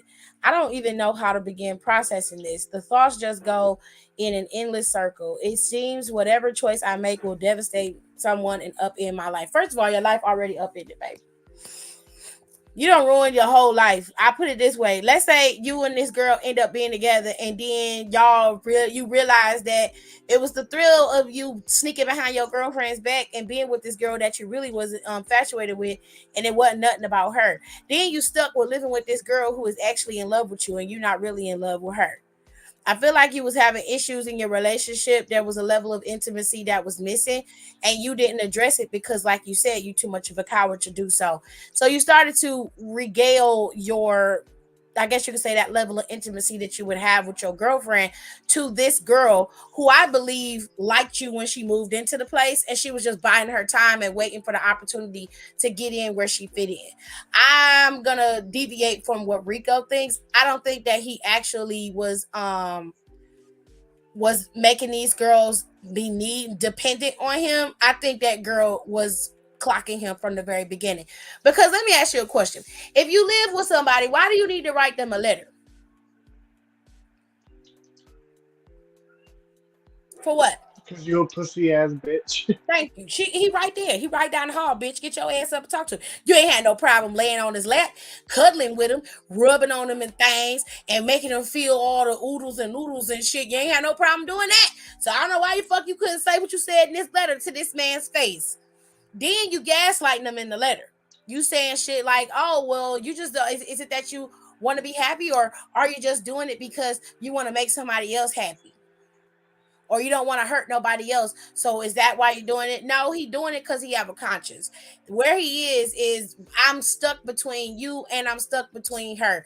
And you don't care about either one of them. All you care about is what you want. That's why you wrote the letter, to cause the confusion. If you cared about him truthfully and honestly, you would let him make the decision on his own. And honestly, if it was really that real for you, you would move out.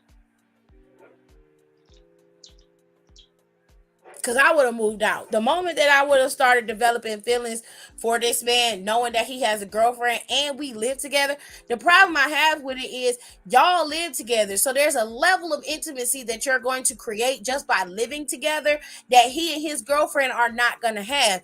And that's what I think he's confusing with love, is the fact that you're around 24/7. He ain't got that with his girlfriend. If he moved in with his girlfriend, he would have the relationship he has with you with the girlfriend. But he lived with your stupid ass. And you're acting like The girl, the new girl, is acting like she somehow got some type of hold over him. The temptation is happening because he see your stupid ass every day. He in the house with you every day. You walking around the house, and I'm sure you know exactly what you're doing. You come out your room with a wife beater on and your thong drawers, walk in the house with no clothes on, hair up in a messy Okay. bun. You I putting ain't got on no his panties favorite on. jersey Ain't with got no. no drawers on and shit. Keep it I ain't got real. no panties on. Ain't got no Right. panties on. I ain't got no panties on the dance floor. I don't want to hear that.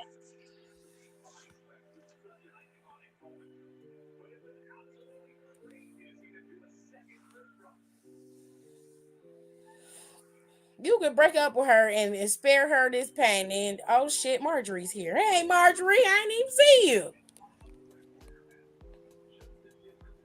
Is you alive, Marjorie? Oh yeah, I'm here. Yeah, okay. I'm scared. I ain't even see him. I'm like, damn, Marjorie here. I'm trying to fix my green It's like, screen. Nothing showing. good. Shut up. Y'all hateful. Always They putting said some hey shit in up the here. comments, Marge. Hello. Long time no see. The other girl is just a transference partner at this point. I don't think he need to be with nobody. He need to break up with his girlfriend and tell her he been cheating on her with his roommate, and then he need to find someplace else to stay. One of y'all need to move, because that don't make no damn sense.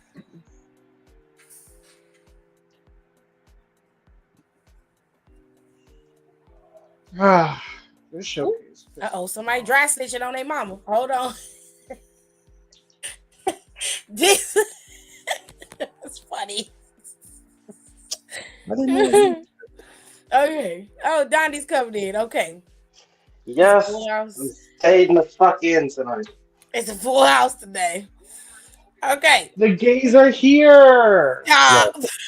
yes, No, no, yes. no, no, no. It's Saturday. Oh my god.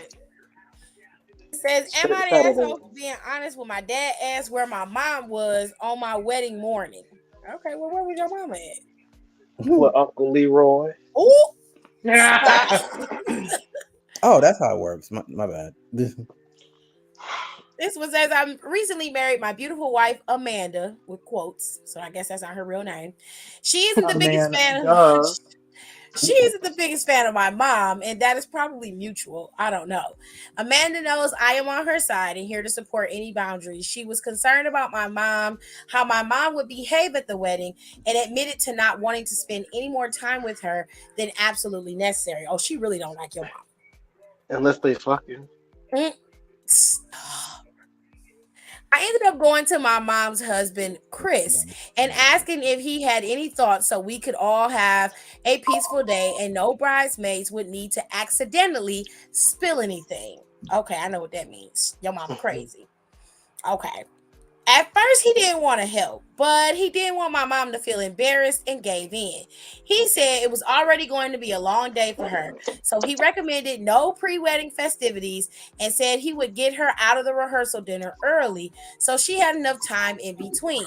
He took her out right after dinner and he took her somewhere else. The day of the wedding, she was not invited to get ready with the bridal party or have a champagne breakfast. Instead, Chris took her to the beach for a long run. Then he took her out to a nice breakfast, home for some one-on-one attention, and let her Damn, know is she he a fucking dog? Like, what is going on? and let her know he had a special day planned for the following day. She got her makeup done at their house and came just in time for the wedding. My stepmom, Lexi, however, was invited to get ready at the bridal party. I guess she told my dad my mom wasn't there and he asked me. I told him the truth, that Chris was taking care of her as it would be too long of a day for her. I guess he told someone else because my mom found out and was furious. She asked how I could humiliate her and said I'm a shitty son. She said I could have said nothing and accused me of not loving her. She said she knows the truth, that we just don't like her. We just don't like her and want her around. Well, I mean, I wouldn't want her around either with the way she acts and shit. Chris also got mad and said he regretted helping me. I felt kind of bad after their encounter and was wondering, am I the asshole? No. Mm-mm. Your mother's weird. Mm-hmm. First of all, it's the fact that y'all had to Guys. do all of this to accommodate that crazy bitch because y'all knew she was gonna do something crazy. And it's the fact that all of y'all know she gonna do something crazy and y'all putting up with it. Cause I love my mom to death. I do. I do anything for my mama. My mama got one time to cut up. Not one Shit time. like that. She got one time. One.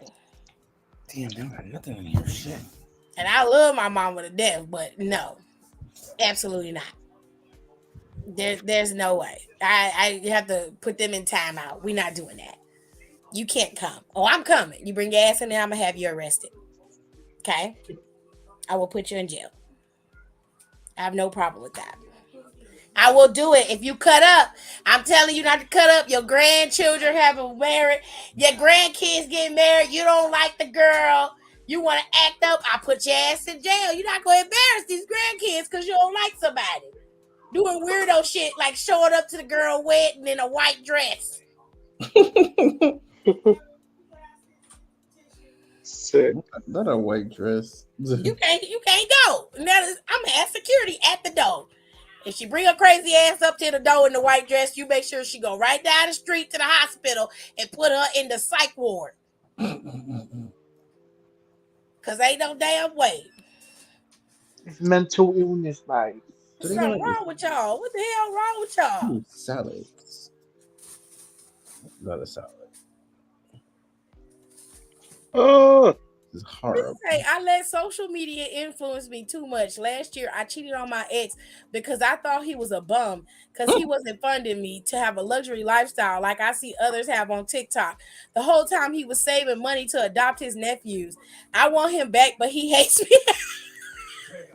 no, babe, you just stupid. That's your fault. Yes, you are an asshole. She was a child left behind. Because what? This is- I let TikTok influence me because, according to them, he ain't making enough money, so he broke. Because he ain't giving me a lavish Girl. lifestyle. Bitch, if you can't do it for yourself, you shouldn't be looking for it. It's somebody. And that's facts. Keep it 100. That's wild. This damn Y'all really be letting still social going. media influence y'all like this? Crazy. That is Truly weakness. beans for brains. How do you split finances with your significant other? This is such an interesting topic to me. I have seen a trend going around about breaking down how you and your significant other split your everyday finances, whether you just be in a relationship or married. Some of the posts clearly show the man is the main provider financially and that the women tends to pay less on rent and general lifestyle things.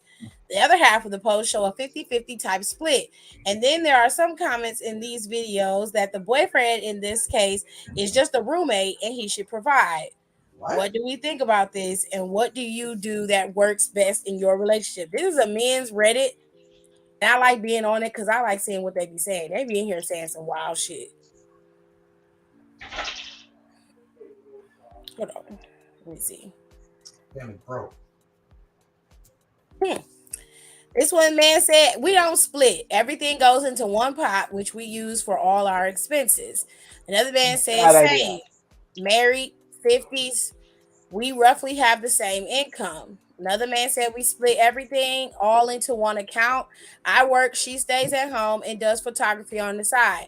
So if you break it down by percentage, it is like 80-20, but I would never look at it that way. Hell no. This motherfucker said, has a penis. Does that count? Jesus. We consider all money made in the household to belong to both of us. It doesn't matter who makes more. It all goes into one account. We pay bills and then budget and discuss together how to spend the rest. I'm married. It's not my money or her money, but rather our money. We combine finances. If I can't trust my partner with money, I would have never gotten married to them. Oh, goddamn. That makes sense. Shit. We put everything in one bank account and we get a personal budget each month for stuff we want individually. Damn, y'all must got some money where y'all personal budget it. Okay, girl.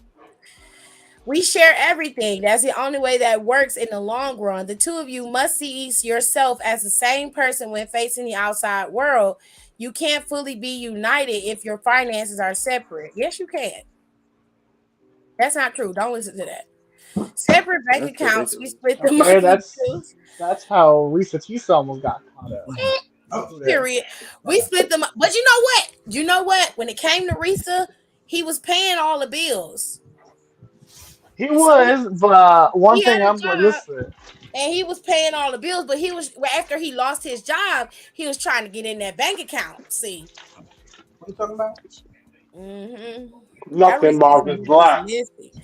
Now she finna get some paper. This black thing, man. You will understand.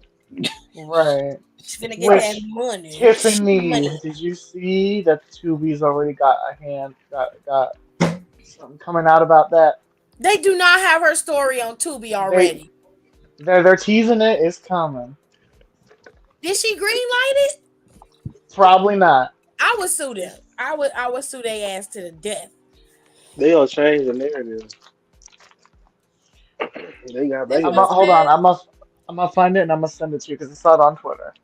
separate bank accounts. We split the monthly bills by percentage of total income. At the end of the month, one will pay the other for expense over the income percentage. What? That bitch, I'm not trying to do math. Just let me pay the light bill and the gas bill. The fuck is wrong with y'all? Not really. We're used to it. We keep a spreadsheet for my expenses, hers, the historical record of gross income for each, then a summary page, the sums of the expenses for each of the percentages for the month, a comparison to the income percentage benchmark. In February, for example, she paid out $210. Oh, for the vet bill. For the vet, it cost $210 for the vet. Yeah, vets are expensive. Oh my god. Over what she should have, it was $210 over what she should have paid per the percentage breakout. So I Venmo'd her the amount to settle up. Y'all act like bill collectors to each other. Whatever worked for you, babe. Because I'm not doing that. Okay, Tiffany, check your DM. No. I wasn't talking to you. I send my wife a predetermined Well, but I amount of money answered. per check based on our spreadsheet of expenses. I live off the other 40 I have left until I do it again. What the fuck? You get $40? It's not like a struggle relationship. What is happening? Somebody come and say you get 40, I only get 25. Motherfucker, what are y'all doing? Surviving, I guess. God, y'all, that's worse That's than a living paycheck slave. to paycheck. That's a slave. Somebody go save them. 3 accounts, one for each of us and one joint account. Gonna be honest, I don't even know what percentage we throw into the joint. I never look at it. We keep enough to do whatever we want with the and toss the rest into the joint, and the rest goes to bills, vacations, docs, etc. There could be $1 million in there for all I know. Bitch, you out of your fucking mind. What if your wife's spending money out of there? Girl, you need to be looking at that joint. Y'all got a lot of fucking money if y'all just tossing money in the account and don't know what's in it. It could be in the billions at this point. Damn. Living together, split the rent 50-50 and the utilities based loosely around who makes more. Married, put a percentage of each check into a joint account, pay all household bills from there. If there's a significant income gap between the two of you, then figure out what percentage of the split feels more fair. Yeah, whatever. Or you could just pay the bill that's in your fucking name and leave it at that. Mm-hmm. If it's a light bill in your name, pay the light bill. Like, stop being weird. It's not that. It don't even matter. Put that card on file. Just pay it. Y'all doing too much. I gotta have rules and shit. You can have cake and eat it too. Okay, Publix. Thanks. Thanks, Publix, for telling us that. Now I want cake. That. White Castle. Thoughts on expecting sex on 3 out of 4 dates from a friend. Somebody sent this text to somebody, and it says, I am dating to have sex first and foremost, and if something grows into a longer, fuller relationship, great. But I know that sexual compatibility is essential for me for any real relationship. Because of that, I am only willing to put a limited amount of my dating time and energy into anything that I don't know has potential. With that in mind, 4 dates, 3 of which have ended in sex but didn't, is as far as I'm willing to go with no evidence that we are a fit. Okay. As you just said, you're still hesitant to have sex. So, how many more dates would it take? I'm not interested in finding out.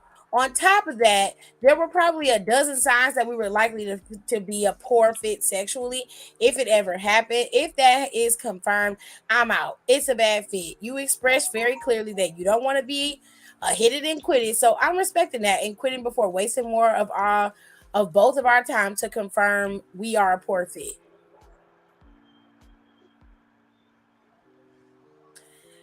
Hmm.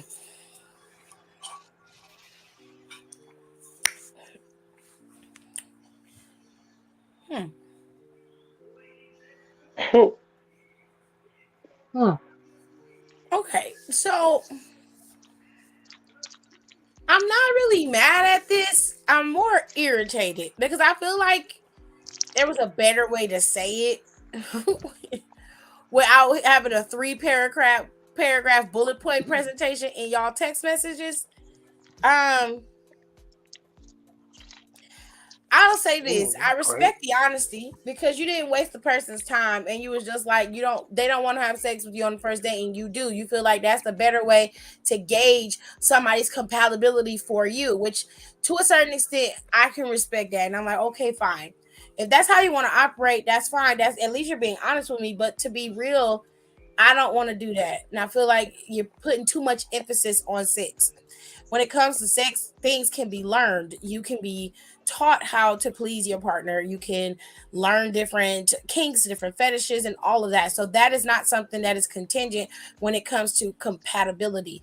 I think that it's an interesting concept when it comes to sex because, like I said, when you're comfortable with somebody and you're with them and you love them, you can open yourself up to doing things that they like, whether it be degradation or the daddy kink or whatever the case may be.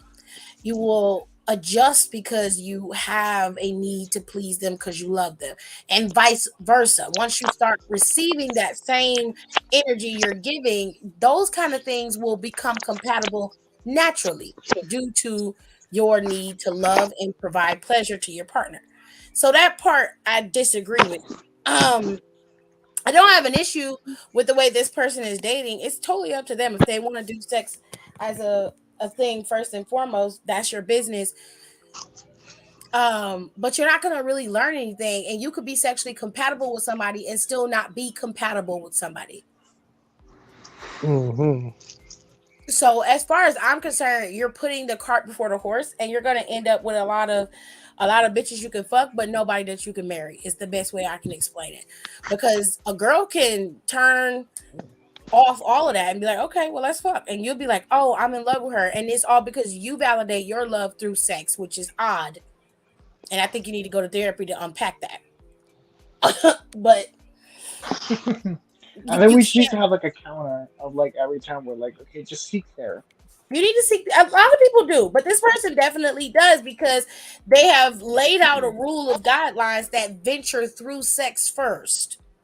And I think that's a horrible mistake because, again, you can be like somebody, you could come across somebody who has your same sexual compatibility, your drive, and all of that. That's amazing, but they're a fucking psycho as a human being. And you don't created a whole soul tie with this person because you like fucking them. That doesn't make any sense to me. That makes no sense to me. You can find somebody who you actually enjoy spending time with outside of the bedroom or wherever you like to fuck. Because some of y'all like to be outside. Some of y'all like to be in people's rooms you don't even know. Some of y'all a little nasty. That's fine. Do you? But I'm just saying, you can find women who, and men, they, thems, we's, and us. Okay? You can find whoever you like and be with them and still have a relationship outside of the sexual nature. And that is something that you should seek because that requires full commitment. It requires time. And you're not you're not putting forth any effort because all you're doing is saying, oh yeah, we need to have sex first. No, all you care about is what you're getting physically. All you care about is being satisfied, and that's a problem. It's dangerous. You need to fix that. I'm serious. Like that's not okay. At first, I was like, I'm not necessarily mad at it, but the more you read it and you really think about what they're saying, it's not the safest option. Okay, it's not smart because you fuck around and fuck a damn serial killer and you dead. You gonna be dead, or get something you can't give back because you out here giving up ass every 2 seconds. I'm just saying, just be a little bit careful out here in these streets. Oh shit, they out here destroying homes. They shaking apartments. Hold on. Said that one was oddly worded. No, he worded it right. Why is he worded it right. I destroyed a 10-year friendship by dating my partner, and I don't regret it at all. Okay, you a damn demon. All right. I, 26 female, have been with my partner, 27 male, for around 3 years. We live together now and are very happy. And this story has nothing to do with our relationship. So take off your tinfoil hats. Bitch, you came to us. What are you talking about? Right. Like, you came to us telling us this. Girl. You don't piss I already me know off. we already know she in the wrong. You done piss me off, ho. Don't tell me what the fuck to do. Your ass is the one who fucked up, not me. You fucked up by fucking. Marge, it's only you. Damn. You ain't have to call him out like that. Just like the third fourth notification. Who has their ringer on anymore? It's on my laptop. Serial killers. It's on my laptop, okay? Close that. Why do you have Not right? closing. Back in 2021, I met my now partner on Hinge. From what I understand of online dating now, we may have been among the last ones to have a success on this app. But I digress. Girl, go to hell. You ain't have to brag about your relationship, stupid bitch. For the purpose of the story, we will call my partner D. Ew. No. I don't want to call him that. We don't. Can we call him something else? We'll call him. We'll call him T. We'll call him T. I'm calling him Leroy. Leroy. Leroy and I chatted back and forth on Hinge for a while before we decided to meet up at a local coffee shop where we still go once a week for coffee. Oh, it's that sweet. We sat outside for 4 hours chatting and then went to lunch. We clicked immediately and had our second date planned by the end of our first date. During this first in-person meeting, we discovered that Leroy had previously dated 2 of my friends. Oh, bitch. Sheesh. I'm using the term dated very loosely here. One of my friends he had gone out with, we can call S. S was my former roommate, who I also briefly dated. Oh, so y'all all hoeing. Okay. If you can tell, even call what we did dating, I'm bisexual if you haven't caught on yet. Well, clearly, you're bisexual. Clearly. Okay, that coochie ready to eat for everyone. Okay. Well, that ain't how bisexuality works, but in her case, it is because I don't like the way she started off this motherfucking post. Oh, bitch. Leroy knew S in high school, and they hung out for a very brief time. S and I had sex a time or two before we moved out of college because our college house we lived in together and moved on. This wasn't a big deal to anyone. S has even befriended Leroy on Facebook since. That action from S felt like an olive branch or a show of approval for our relationship after we became official. I don't know why you thought that. Now here's the juice. Okay, finally, get to the goods. Ooh, the juice. Leroy also dated, air quotes, one of my childhood friends. For a little background, A and I had been friends since we were 11 years old, and for years we did everything together. So why you ain't fuck her instead of S? Okay. I'm just asking. Maybe she didn't want it. I'm just asking. Okay, we spent so Oh, is he much like a time. community poll or something? Like, I mean, I don't know. We spent so much time with each other's families. In fact, that our parents all joke that they all basically had two part-time daughters. A and I were sisters. Oh, we're sisters. The sister circle. And honestly, if she reached out today to reconcile, I would feel like I had my family back. Oh, reconcile. So y'all ain't friends no more. Got it. Anyway, after high school, A and I both went out of state to different colleges. We remained very close.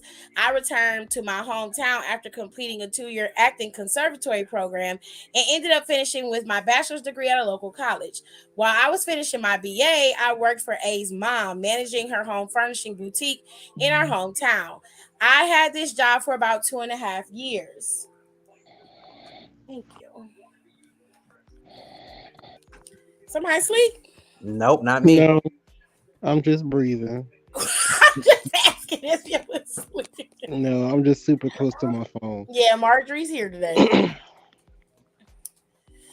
Before A returned from college and decided she wanted my job. That's another story entirely. Oh, okay. So you had the job at her mom's boutique for 2.5 years, and then your friend came home and was like, "Yeah, you need to go somewhere because I want this job." All right, It's cool. a different story, right? Yeah. I have to say, how many additions do you got? Regardless of that, we remained friends, and I even helped her paint her entire house when she bought it, not 3 months later. Okay, cute. But y'all not friends.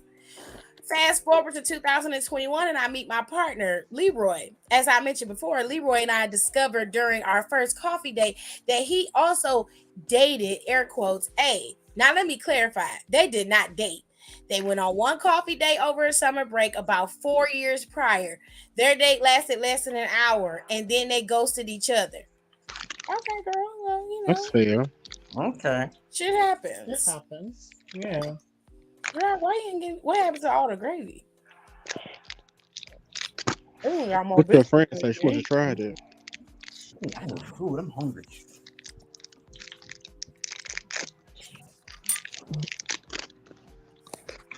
Okay. Regardless of this, once I found out she had been out with him, I told her that I was seeing Leroy and I really liked him.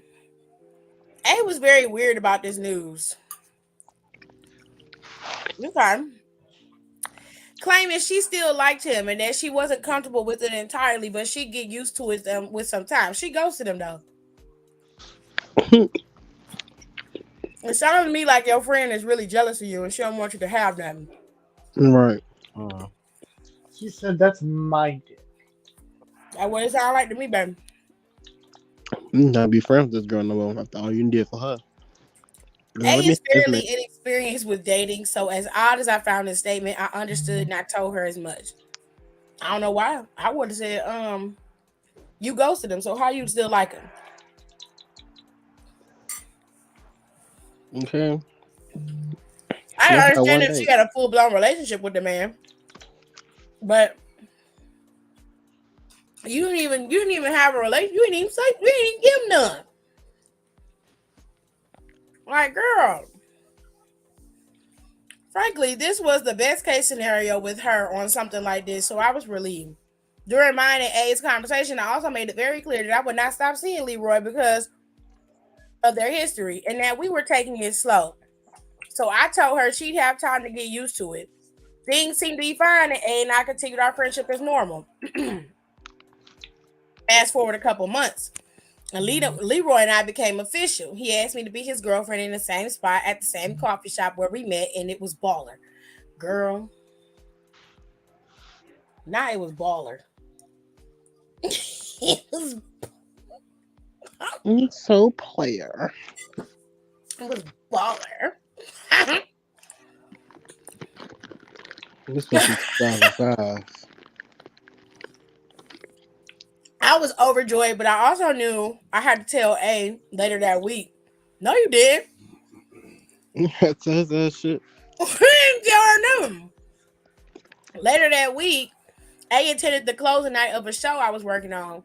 Afterwards, we went back to her house for a drink and a snack. She beat the brakes off you, huh? I cried a lot. At her house, hold on. I told her that Leroy and I were officially dating, and that he was and is now my boyfriend, and that we were pretty serious about each other. A did not take this well. She started crying. Bitch, The fuck is she crying for? girl. She accused me of being a bad friend. She said a lot of hurtful things that night, but the one thing that sticks with me now is this statement. I don't know why you're even dating him. I'm not going to hang out with you guys, and if I do, I promise I am never going to like Leroy. Okay. Who says we gonna hang out, bitch? You ain't gotta worry about it. It's I don't getting want you to hang weird. out, man. And I mean that well, like my man, because he's mine, not yours. My man. Okay, Brandy and Monica, not yours, but mine. Okay. The boy is mine. At that point, I got up to leave, and at the door, I told her that I love her, and that I'm sorry she took this so hard. That I hope she could be happy for me, and that I was deeply hurt by what she said, but that we were still family, and what I was here, and that I was here when she was ready to talk. The next day, she sent me a text. She stated she still wanted to be friends, but that when we hang out, I'm not allowed to talk about Leroy at all. She said I wasn't allowed to text him or acknowledge him at all in her presence. Bitch. Girl. Block. I simply responded with, then I guess we won't be hanging out. Period. I left it there, sobbing at the realization that I had lost one of my best friends. A month later, she texted me about tickets to a concert we had for a long time. She asked if I still wanted to go or if she should sell them or take someone else. I told her I wouldn't be going and that I was still very upset and hurt by her previous actions. She said, okay, Venmo me my half of the ticket money back. Later that same week, she texted again. This time, it was an essay about how she felt nobody ever chose her, and that by continuing to date Leroy, I was choosing a boy over my best friend. She said she was hurt and felt it was unfair for me to date him when I knew she was still into him. For the record, prior to our first date, I had no idea that A even remembered who Leroy was. I told her as much, and I also said that I wasn't choosing anyone over anyone. She said she was the one making that choice and that I would still be her friend if she ever needed me. I left the ball in her court to get back in contact if she ever wanted to. She would reply with, I don't know if you'll ever hear from me again. Okay. Last year on A's birthday, I was thinking about her. I recently found out her mom has late stage breast cancer. Oh, I'm so sorry. And I wanted to show that I still cared. I sent her a text that simply read, happy birthday, miss you, love you, and hope you're well. She replied, thanks. And that is the last I heard from her. As much as that decade-long friendships end hurt me, I have no doubt that I made the right decision. Leroy is the most supporting partner in the world. He's loving, caring, honest, and most of all, a wonderful adopted dog dad to my dog. Girl. What? This is why we don't like you.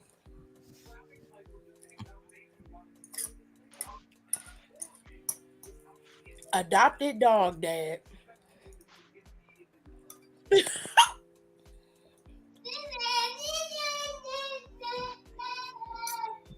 Period. Who was that? My nephew. How old is he? Okay, from you. Like 6 or 7, I believe. I don't know. Damn, Damn, you don't know how old he is? I don't know. You know he don't fuck with kids. Marjorie. I What? bet he be looking at pictures of my kids the way I'm looking at pictures of his dogs. What the fuck is this doing in here?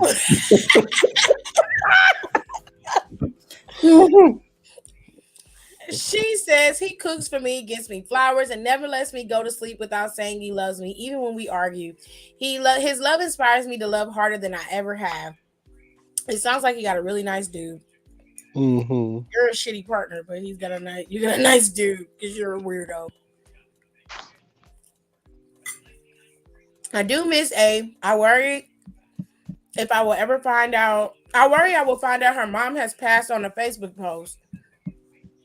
I worry I run into her out and about. I miss having a best friend who knew me and cared about me when we were awkward tweens and teens. I also feel that I did the right thing, and while I hold out hope that someday we would reconcile, I can't say I even think about A when I'm looking around the home Leroy and I have created together. Her name doesn't cross my mind at Leroy and my weekly coffees. With or without her, I have a sweet life with everything and everyone I need. I share because sometimes I think the girl code thing is toxic, that friendships last as long as they are meant to, and that if you lead with love, you can't go wrong. I also have never written this all out before, and it was nice and overdue catharsis. Clearly. Edit for clarity. I know for a fact that this is legitimately their entire history. I realize everyone is trying to be helpful and analyze the situation, and in your shoes, I too would probably think there's something being left out, but there's not. A&D stories about the one day they match up on the key details. They went on one date. It was less than an hour. They never spoke again. I know it's weird, but it's less weird if you know, hey, I know what's going on here. They fucked. They didn't want to say nothing about it. No. Mm-mm. What? The girlfriend that got the boy is the pretty friend in the relationship. A is the awkward friend in the relationship. She said herself in this post that the girl don't have that much experience with dating, which makes sense. Why she's so upset? Because every time she turn around, she watching her friend be with somebody, and she ain't got nobody. Now you fast forward years later, and this girl is in love and dating somebody that you was with, or at least went on one date with, and she was able to make it work, and she couldn't. Be lonely. Why are you weird about it? You can't. How could she be real with her friend? For her, it's a situation of insecurity. The girl A is insecure, and she doesn't have the same confidence as the friend who has Leroy. Okay. So she's never going to admit to a woman who in her mind she has competition with that she's inferior to her, which in all honesty she is not. They have attraction in a different way. It just so happens that this guy wasn't attracted to her the way that he wanted to be. They met off a hinge. Obviously she wasn't that bad looking because he was willing to meet her at the coffee shop. A and Leroy sat down. He realized things, they didn't really hit off the way that he wanted to hit off. And she didn't think they hit off either. Otherwise, she would have been trying to contact him, but they both blocked each other. They both ghosted each other. So she is not upset that she's with Leroy. She's mad that this girl is always getting to the prize and she is not. And they're supposed to be friends, but they have been compared. I guarantee you, at some point in their lives, haphazardly by their family, by their friends that they were friends with, the boys that they dated, somebody compared her to the other, and she has been doing that ever since. That's why she's acting and reacting the way she is. It's a sad existence, but it's true. Like somebody probably was like, well, this girl is your friend is prettier than you are, but and somebody said it in either in a crude way or they was just like, she's always getting boyfriends. When are you gonna get a boyfriend? It probably was something like that. And a lot of times it'd be like the most. It's either something that's really obscure or it's something that's very, very triggering to your own personal issues that you have, and it exacerbates it, and you hang on to it. Because I used to be like that. When I was in high school, all of my friends was getting down and getting dudes. It was a rarity for me to get a guy, which I did in some instances, but oftentimes I was the purse holder. I was the girl who was in the corner egging my friends on to, being a hype man. I was never the one who was approached. I was the fat friend in the group.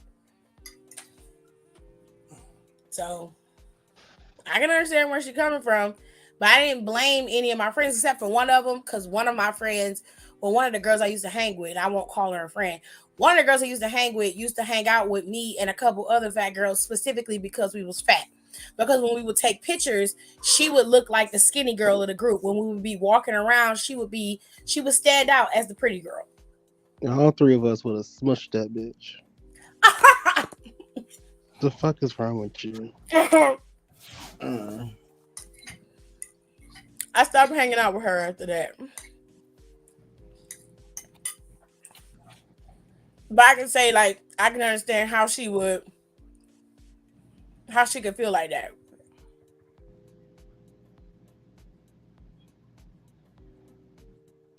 Oh, Lord.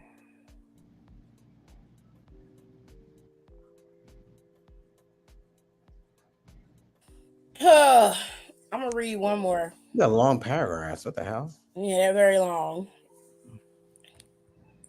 Don ain't outside. He chilling, babes. Who said something? Kenny. I don't even see comments. Kenny said, you ain't outside. Where the fuck is you at? Girl, I'm in the hotel room. I did a comment. Oh, yeah. They said it's gonna be 2 hours before we go line. I said, I'm thinking because I ain't got 2 hours to be killing. And then to bowl for another 2 hours, so that mean I want to get back in here till 2. Oh. Yeah, no, I'm all right. I had my 2 shots in Malibu. I'll catch y'all on the flip side. Girl, you live and die by this bar hopping lifestyle, and All right, you live your best life. Yeah, Kitty been living her best life for the last 3 months. Okay, it's all right. Live your best honestly, life. it's like at some point you gotta rest. Live your best life. Don't listen to Marjorie. He'll have your ass drunk and laid out somewhere. What do you mean? Don't listen to him. Yes, listen to me, Kenny. Live your best life. I'm currently drinking my second cup of aqua and chips. Yes. Ow. Hey, Eli. I can't even hear what y'all saying because the music is loud as fuck. Why is you in the Oh, I lost Don and Rico. You did? Mm-hmm. Don probably Donnie, he came back. Don probably come back. What happened to Rico? yeah, my sound had cut out. Why is you in the bar talking to us? Enjoy your time in the bar, fool.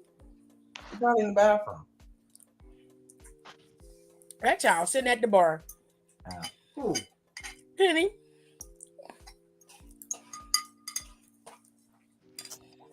Did they take their girlfriends to Bonefish Grill with them for their birthday? And they had the kids? Aaron and all of them was with their mom. So Sean just brought his kid. Yeah. And his girlfriend? Mm-hmm. G-Shine said he's gonna do something with Aaron and all of that. But Sean is him and Sean gonna take Aaron and Jake and all of them out tomorrow. Oh, so they're gonna go with Jordan and them and kick it. No. Jay, who is Jay in? I'm sorry. Sean and D-Shine are gonna take JCI, Jalen, and Aaron out. Jalen. Yeah. You're saying Jaden though. I meant Jalen. Okay. I'm I'm about to say you only got one cousin with Jalen with Jaden, and I'm like, ain't that Jordan's son? Am I crazy? Yeah, you got Jaden's Jordan's son, and then G-Shine's boys is JCI and Jalen. Oh my god. Find something else, please. Bye, Kenny. Love you. Okay. I got one more and then I'm gonna be out. For real. I promise I will go live. I did 2 hours. They ain't have no questions or nothing. Watch Monday, I'm gonna get in here and I'm gonna get all the questions in the world. Right. Rude. Okay. The guy I'm seeing made me cry. Jesus Christ. Oh, well. Oh, girl, I'm exhausted. I ain't even ready yet. Recently, I met this guy who approached me outside for my number. He gave me a good first impression as he was very kind with his approach and pretty handsome as well. So I gave him my number, and a few days later, we went on a date. We went on 3 dates in total, and it's been a lot of fun so far, especially given my past experience with guys I've dated. That's a red flag. Sound like some shit going down here. Well, it's been a little over a month since this has been going on. Fast forward to yesterday, I woke up sick. I must have caught the flu or something, as I have the typical symptoms: runny nose, fever, sore throat. It's also the symptoms for COVID. I'm just saying. COVID be done laid you out like you're dying or something. Anyway, we were texting when he asked how I was doing. I let him know that what was up, and that I've been pretty much staying at home all day. He responded with asking me if I'd like him to come over to keep me some company. I initially was hesitant since he hadn't come over at my place before.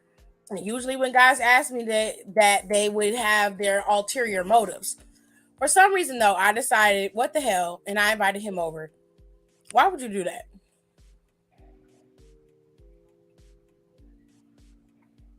I feel like this is a problem. She wanted the D.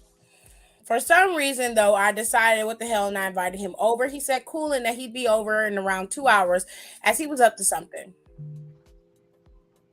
2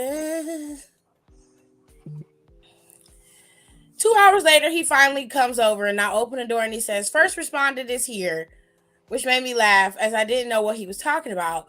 Well, I had no idea what was coming. He comes inside and opens a bag that he was carrying and unloads 4 containers of chicken soup he made, a bag of oranges because medicine for my sore throat and fever, which I didn't even need, a box of homemade chocolate chip cookies he made, and even a bottle of milk to eat them with. This thing he was up to, guess what it was? He spent 2 hours just to cook all this for me. Needless to say, I was starstruck. I couldn't contain myself, and I started crying, which led him to hug me and ask what was wrong, which I replied to that nobody ever done something like this for me. And this guy says, well, that's why I'm here to change that.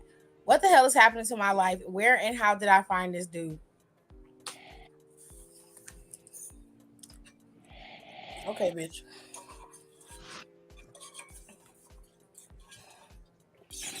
That's it? Yeah. So here's the thing. First of all, you misled us. That's the first thing. I thought he was cussing your ass out or something. And this man was doing some nice shit for you. Okay. Now I gotta go find something nefarious because you want to put nice shit in here and cloak it. That's some bullshit. Putting that rose Had me stuck. doodle spray down before she wrong or took it. something. It was turned out right. He made her food and everything. Yeah. That's But me. she was misleading with how she wrote it. Oh, Lord. A married woman interested in me? Okay. That's what he said, child. Damn, it's an essay. The short explanation is the title. The more in-depth explanation is, I, a 30 male, started a new job and work alongside, well, technically she's a manager. No. You can't fuck the manager. You just can't. Oh. She's a manager and I am not. But I am qualified as a manager in the industry and have worked in a role at a higher level than she is. Similarly, there is another manager who has straight up said he sees us as equals, even at work. So she, the 30 female, and I have become kind of close. Her birthday is 2 days after mine, which was last week. We went out drinking a few times in the last couple of weeks, and I've regularly dropped her home after work when we've closed up together because she only lives barely 10 minutes away from me. This is a problem. Oh. She recently has been texting me more and more, and tonight, basically till now, which is 3 a.m., I am always up at this time, so it makes no difference to me. Same. I'll be up at 4 o'clock in the morning. Wait, you text him at 3 a.m.? He texted her at 3 a.m. She was texting him at 3 a.m. She texted him throughout the night, and he said she was texting right now at 3 a.m. But she's more and more showing signs of interest. And the other night, she was quite drunk and said, "I'd fuck you if I wasn't your manager." Oh, okay. Mhm. Red, that's problem. That's problematic. That's problematic. She didn't remember saying it. Yes, the fuck she did. She do remember saying it. Oh, she didn't remember saying this, but I told her last night of what she didn't remember from the other night. Now here's the dilemma. She's obviously married and has a 6-year-old kid. You dirty bitch. With her hubby. We also work together, and technically she is one of my bosses, but we click really well. And she said things about her marriage being open due to his inability to perform sexually. She is lying. The baby is 6. She is lying.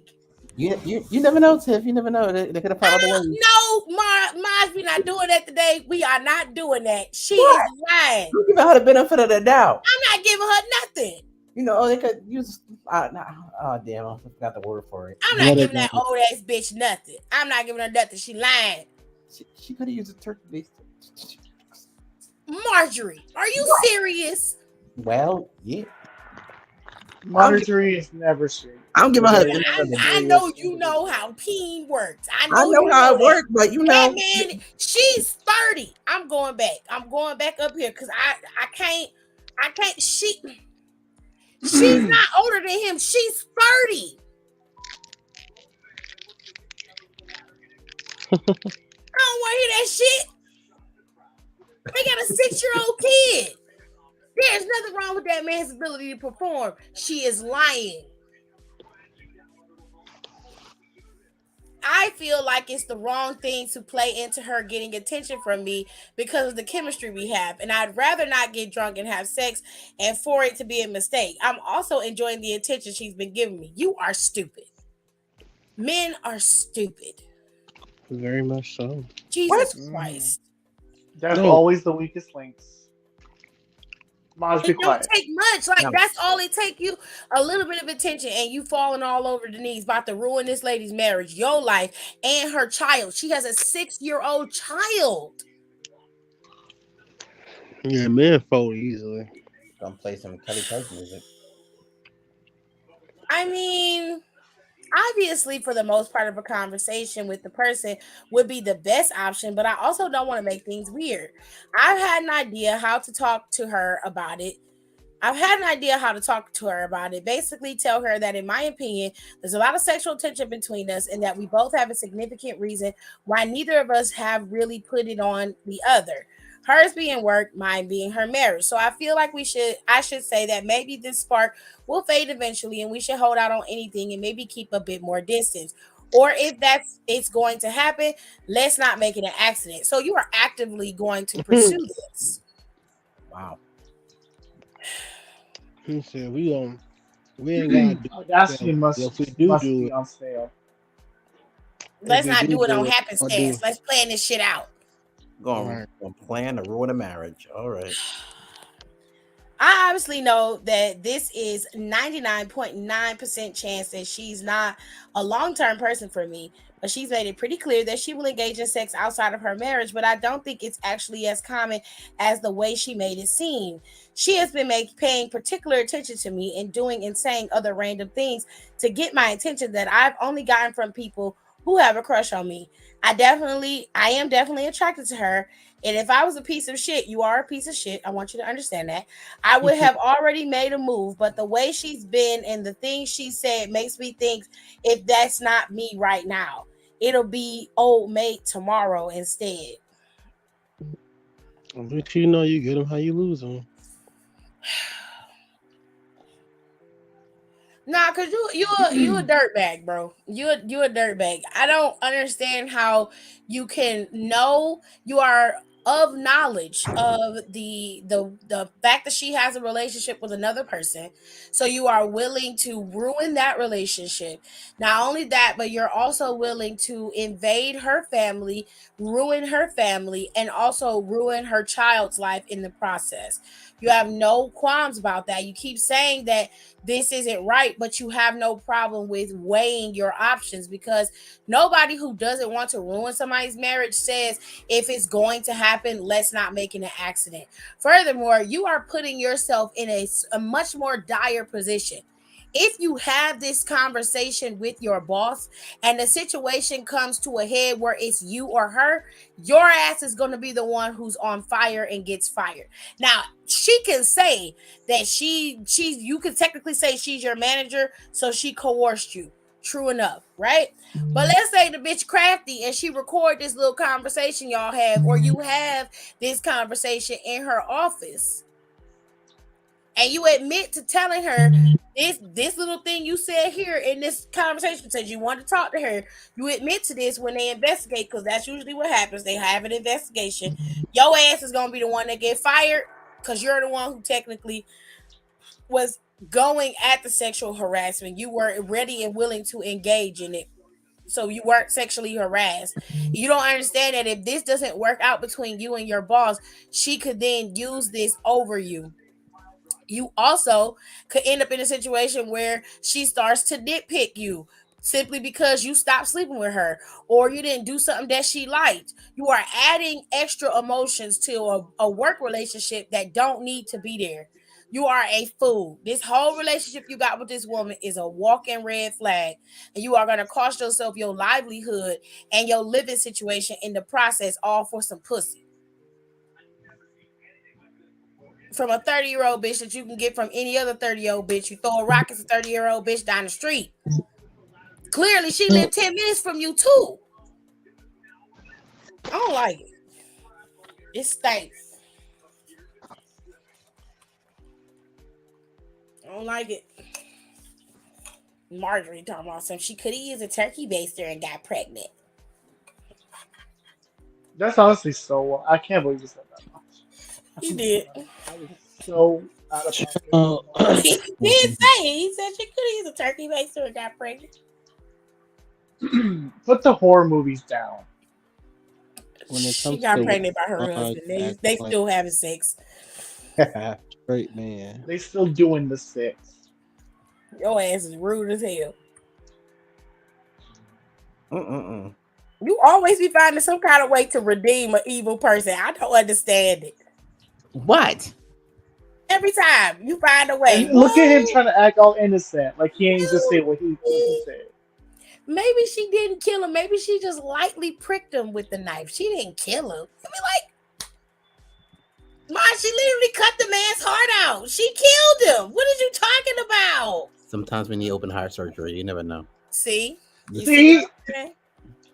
Something is wrong with you. You have issues. You have issues. You need a therapist. I have a therapist. There it is. Well, you need to go to them maybe more often a week. When's the last time you went to go see your other therapist? I spoke to him not too long ago. Oh, y'all be hooking up and stuff. Yeah, texting and stuff like that. That's all. You haven't gone to see him? He was at Kenzo's step up thing. Oh, he was there. Yeah, he was the one that was giving Kenzo the hat of the title of Sir. Oh, okay. That's cool. I did not know that. I didn't know somebody had to knight you and shit. That's fucked up. Yeah, it's like it goes by like community stuff and just people who acknowledge all the stuff you've done. I didn't know that. I thought you could just be a dime. You No, can't just. no, there's a lot of But steps. you know that. There's levels to it. Okay. Yep. I didn't know that, John. I'm like, I could just call myself a dime then. I gotta go get certified to be a damn dime. I mean, All right. there's a black woman that calls herself mistress, and she gets a lot of money. Oh, I seen her. I seen her on TikTokies. I had learned a few things. Oh, I'd love to see her bank account. She must got a lot of money. She might. Then again, Are you talking about the same black woman? there's a bunch of black women on TikTok that had that madam thing, so I don't know. Let me see. Let me find her. Well, Tiffany, was she the one who taught you about the secret underground vampire sex cult?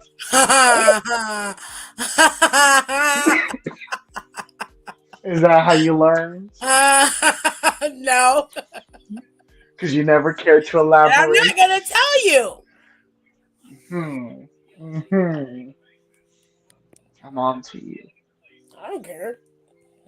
Let's see if I can I find know what you are. I'm gonna send it to you, Tiff. Let me see if I can find her.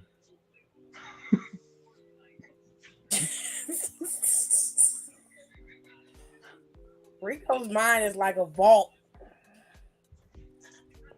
You could forget some of these things.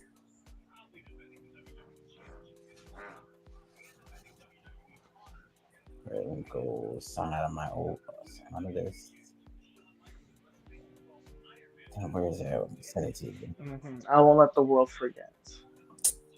You choose not to. It is my sacred duty.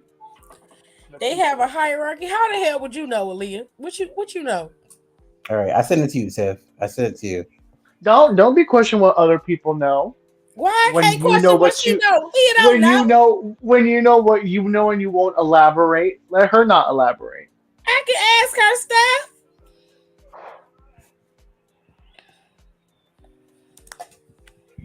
I'm asking for my own sanity. I sent it in the group chat. I see who you talking about.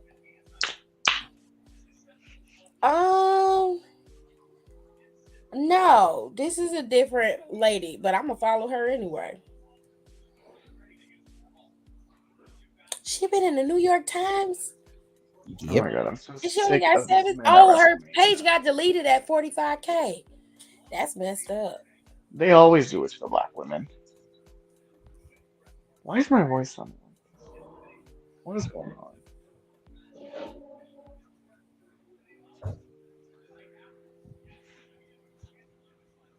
She's pretty.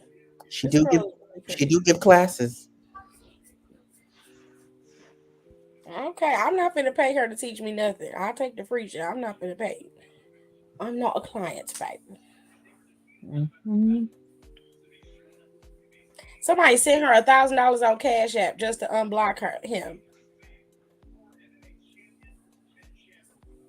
People send her Oh, more. bitch! Did she accept the money? Yeah, people send her more than that. People send her a lot of stuff. I'd have took it and still left you blocked. I'm not allowed to do these things because Gerard is very territorial. He gets So very right, let her make the money. Right. He does not want me to participate in these kinds of things. Let him see the bank accounts, then I can participate. Gerard don't give a shit about that. God damn it, Gerard. He don't care about none of that. Let her try to catch Stop the fucking up her bag. Yes.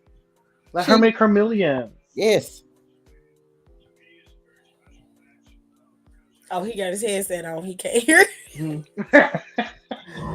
I told him that you will not let me participate in any of that, and let me be a dom or do any of that. Oh no.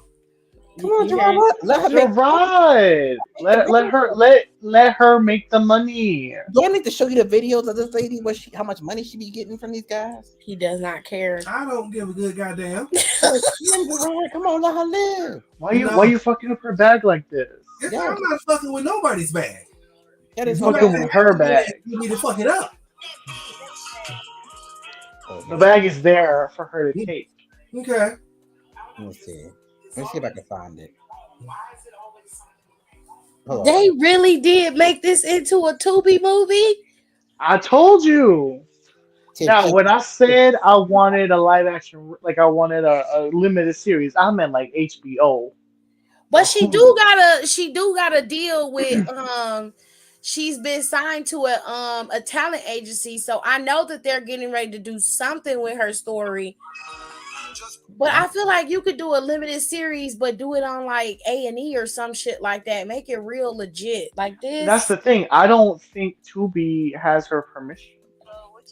I sue them and get my money. They made Risa Tisa's story into oh wow, a movie. That's fucked up. But technically, she put it out for free. Yeah, she did, but it's still her it's still making money off of her story. It is. Because the way I see it, it's like you can't like make like a live adaptation of a book without the licensing for that. So I'm like, it's in the same vein. Tip, check the group chat. I'm looking at what you sent me in my DM. Oh, sorry, I was trying to send you to the group chat. I sent it to the group chat too. The basic package is. We don't want to see that shit. Oh, it's $5 per month, $10. It's real cheap. No, I'm telling you something else. Let your ride notice how much you could be pulling in. Gerard don't want to hear that. I'm telling you. God damn it! Tell him look at the prices. The video I just sent you, the one that says in the life of a dog.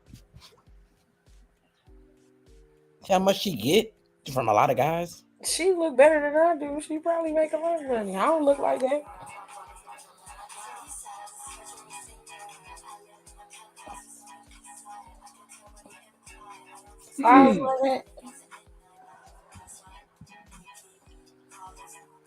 Okay.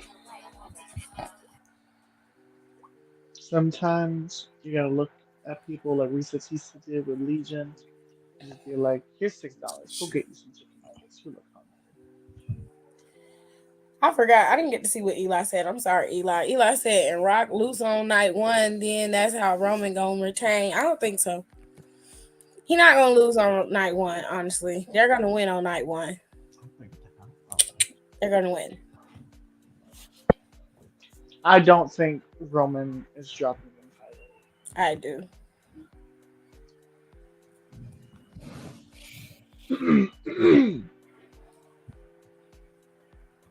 Leah said, well, it sounds like there's levels, but this is just a guess. Okay, you guess it. All right. I've already tried this, Marjorie, because I asked. Gerard said no. Damn it, Gerard. Stop it. You see how he put the bass in his voice? He said, damn it, Gerard. It was getting very much, you're the roar. Just stop in the bag. You could be getting hundreds and hundreds of dollars from men. Just sending you money. Gerard don't give a shit about none of that. You're the roar. You're the roar. You're the roar.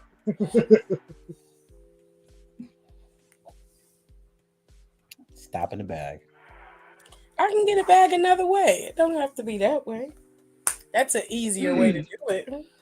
See, look, easy. There you go. Easy money. Exactly. Our lives are so hard already. Why not? Yeah, you just making the money. Because all money ain't good money. It's you ain't got to it works for her.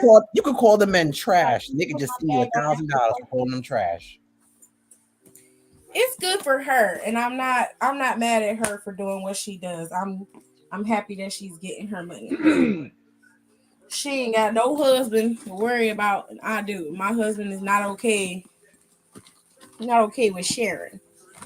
At least not in that regard. But sharing is caring. But I remember talking to Marjorie's Dom, and he said it's not sexual. Yep. And I was like, okay. He explained to me, and it made a whole lot of sense. But AJ is not comfortable with that. So I can't. In good conscience, I can't just do it just because when he's setting a boundary, and I have to respect that. I'm sorry, babe. I'm looking for the applicator, and I can't find it.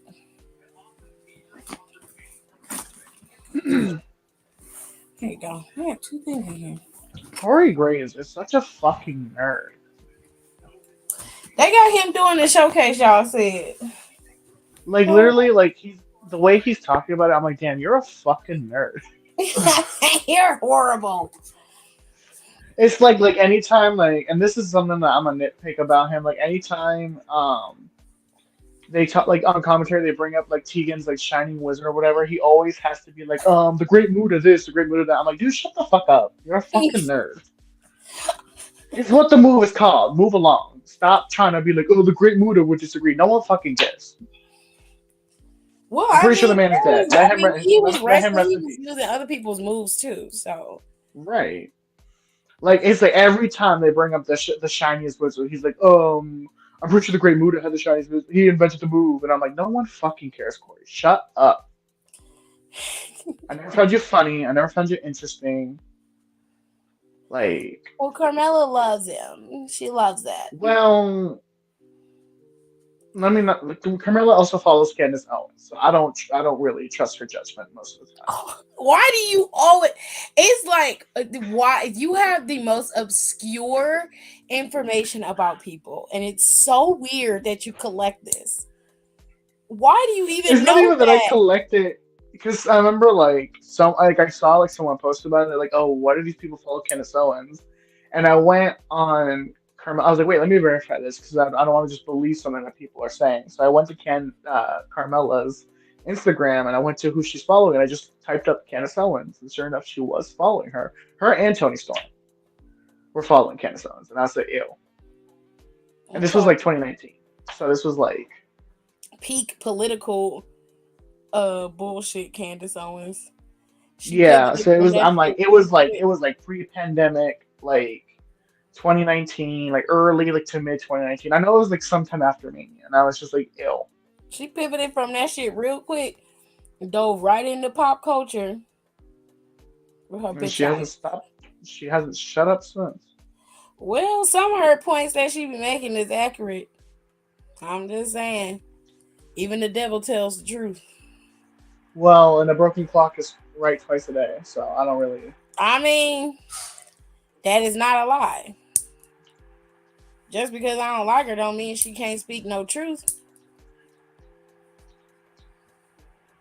No, I as mean, far at the as end of the day, I'm Carmela, not going to believe a single thing she says because I remember when she first started popping up on the scene, and like she was like, "Oh, I'm this ultra conservative person," and even the conservative people didn't like her because she had a whole website dedicated to doxing people, and she kept Candace lying about Owens what it is was. also she's a big wave type of person. She's smart. I will say that. She's very smart. She is smart, but And she's a so con woman. Is my thing. Is what well, I'm trying to get at. I can understand that. That I can understand. But she goes where the wind goes. Wherever the wave is that could make her the most money, that's where she's at. That's why she's Yeah, pivoting from politics because it's not making her the kind of money she thought she was gonna be making. And then I think when she was on Fox as an analyst over there, she didn't get what she thought she was gonna get.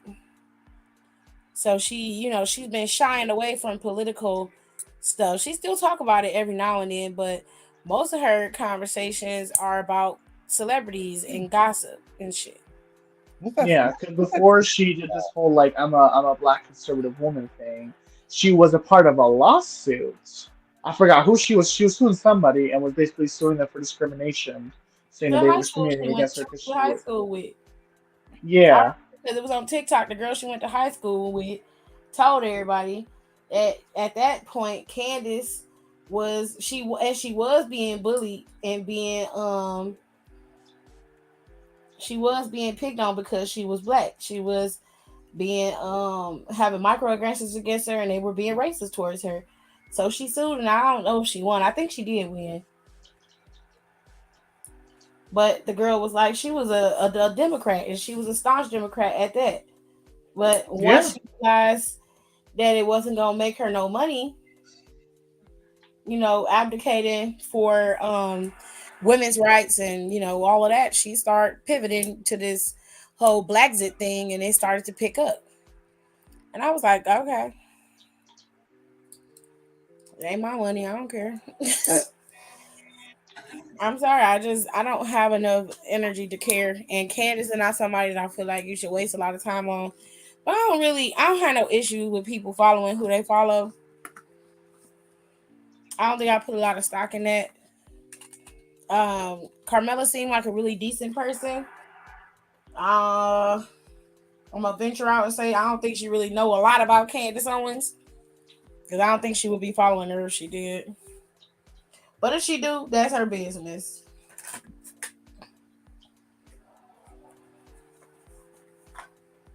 I'm so sick of this showcase already. There we go. It's a nice photo. Did you finally beat Hulk Hogan? Or did you finally beat the person you're supposed to beat with Hulk Hogan? Yeah, I'm on Bret Hart versus Stone Cold. I have progressed past the era of Hogan, but it was killing me inside slowly. I had to play as Hulk Hogan and as Ultimate Warrior. UFC fighter making his debut, coming out like Undertaker. Everybody always come out like Undertaker. I'm tired of pick somebody else. Shit, Undertaker. Oh, honestly, pick somebody else. All the wrestlers in the world, and you pick Undertaker to come out as. So you pick. You could have picked Kane. I would have been okay with that. I don't even like Kane like that. You know, Alexis can't stand him. Well, nobody like Kane like that because he fucking up. He finna lose all his Kane.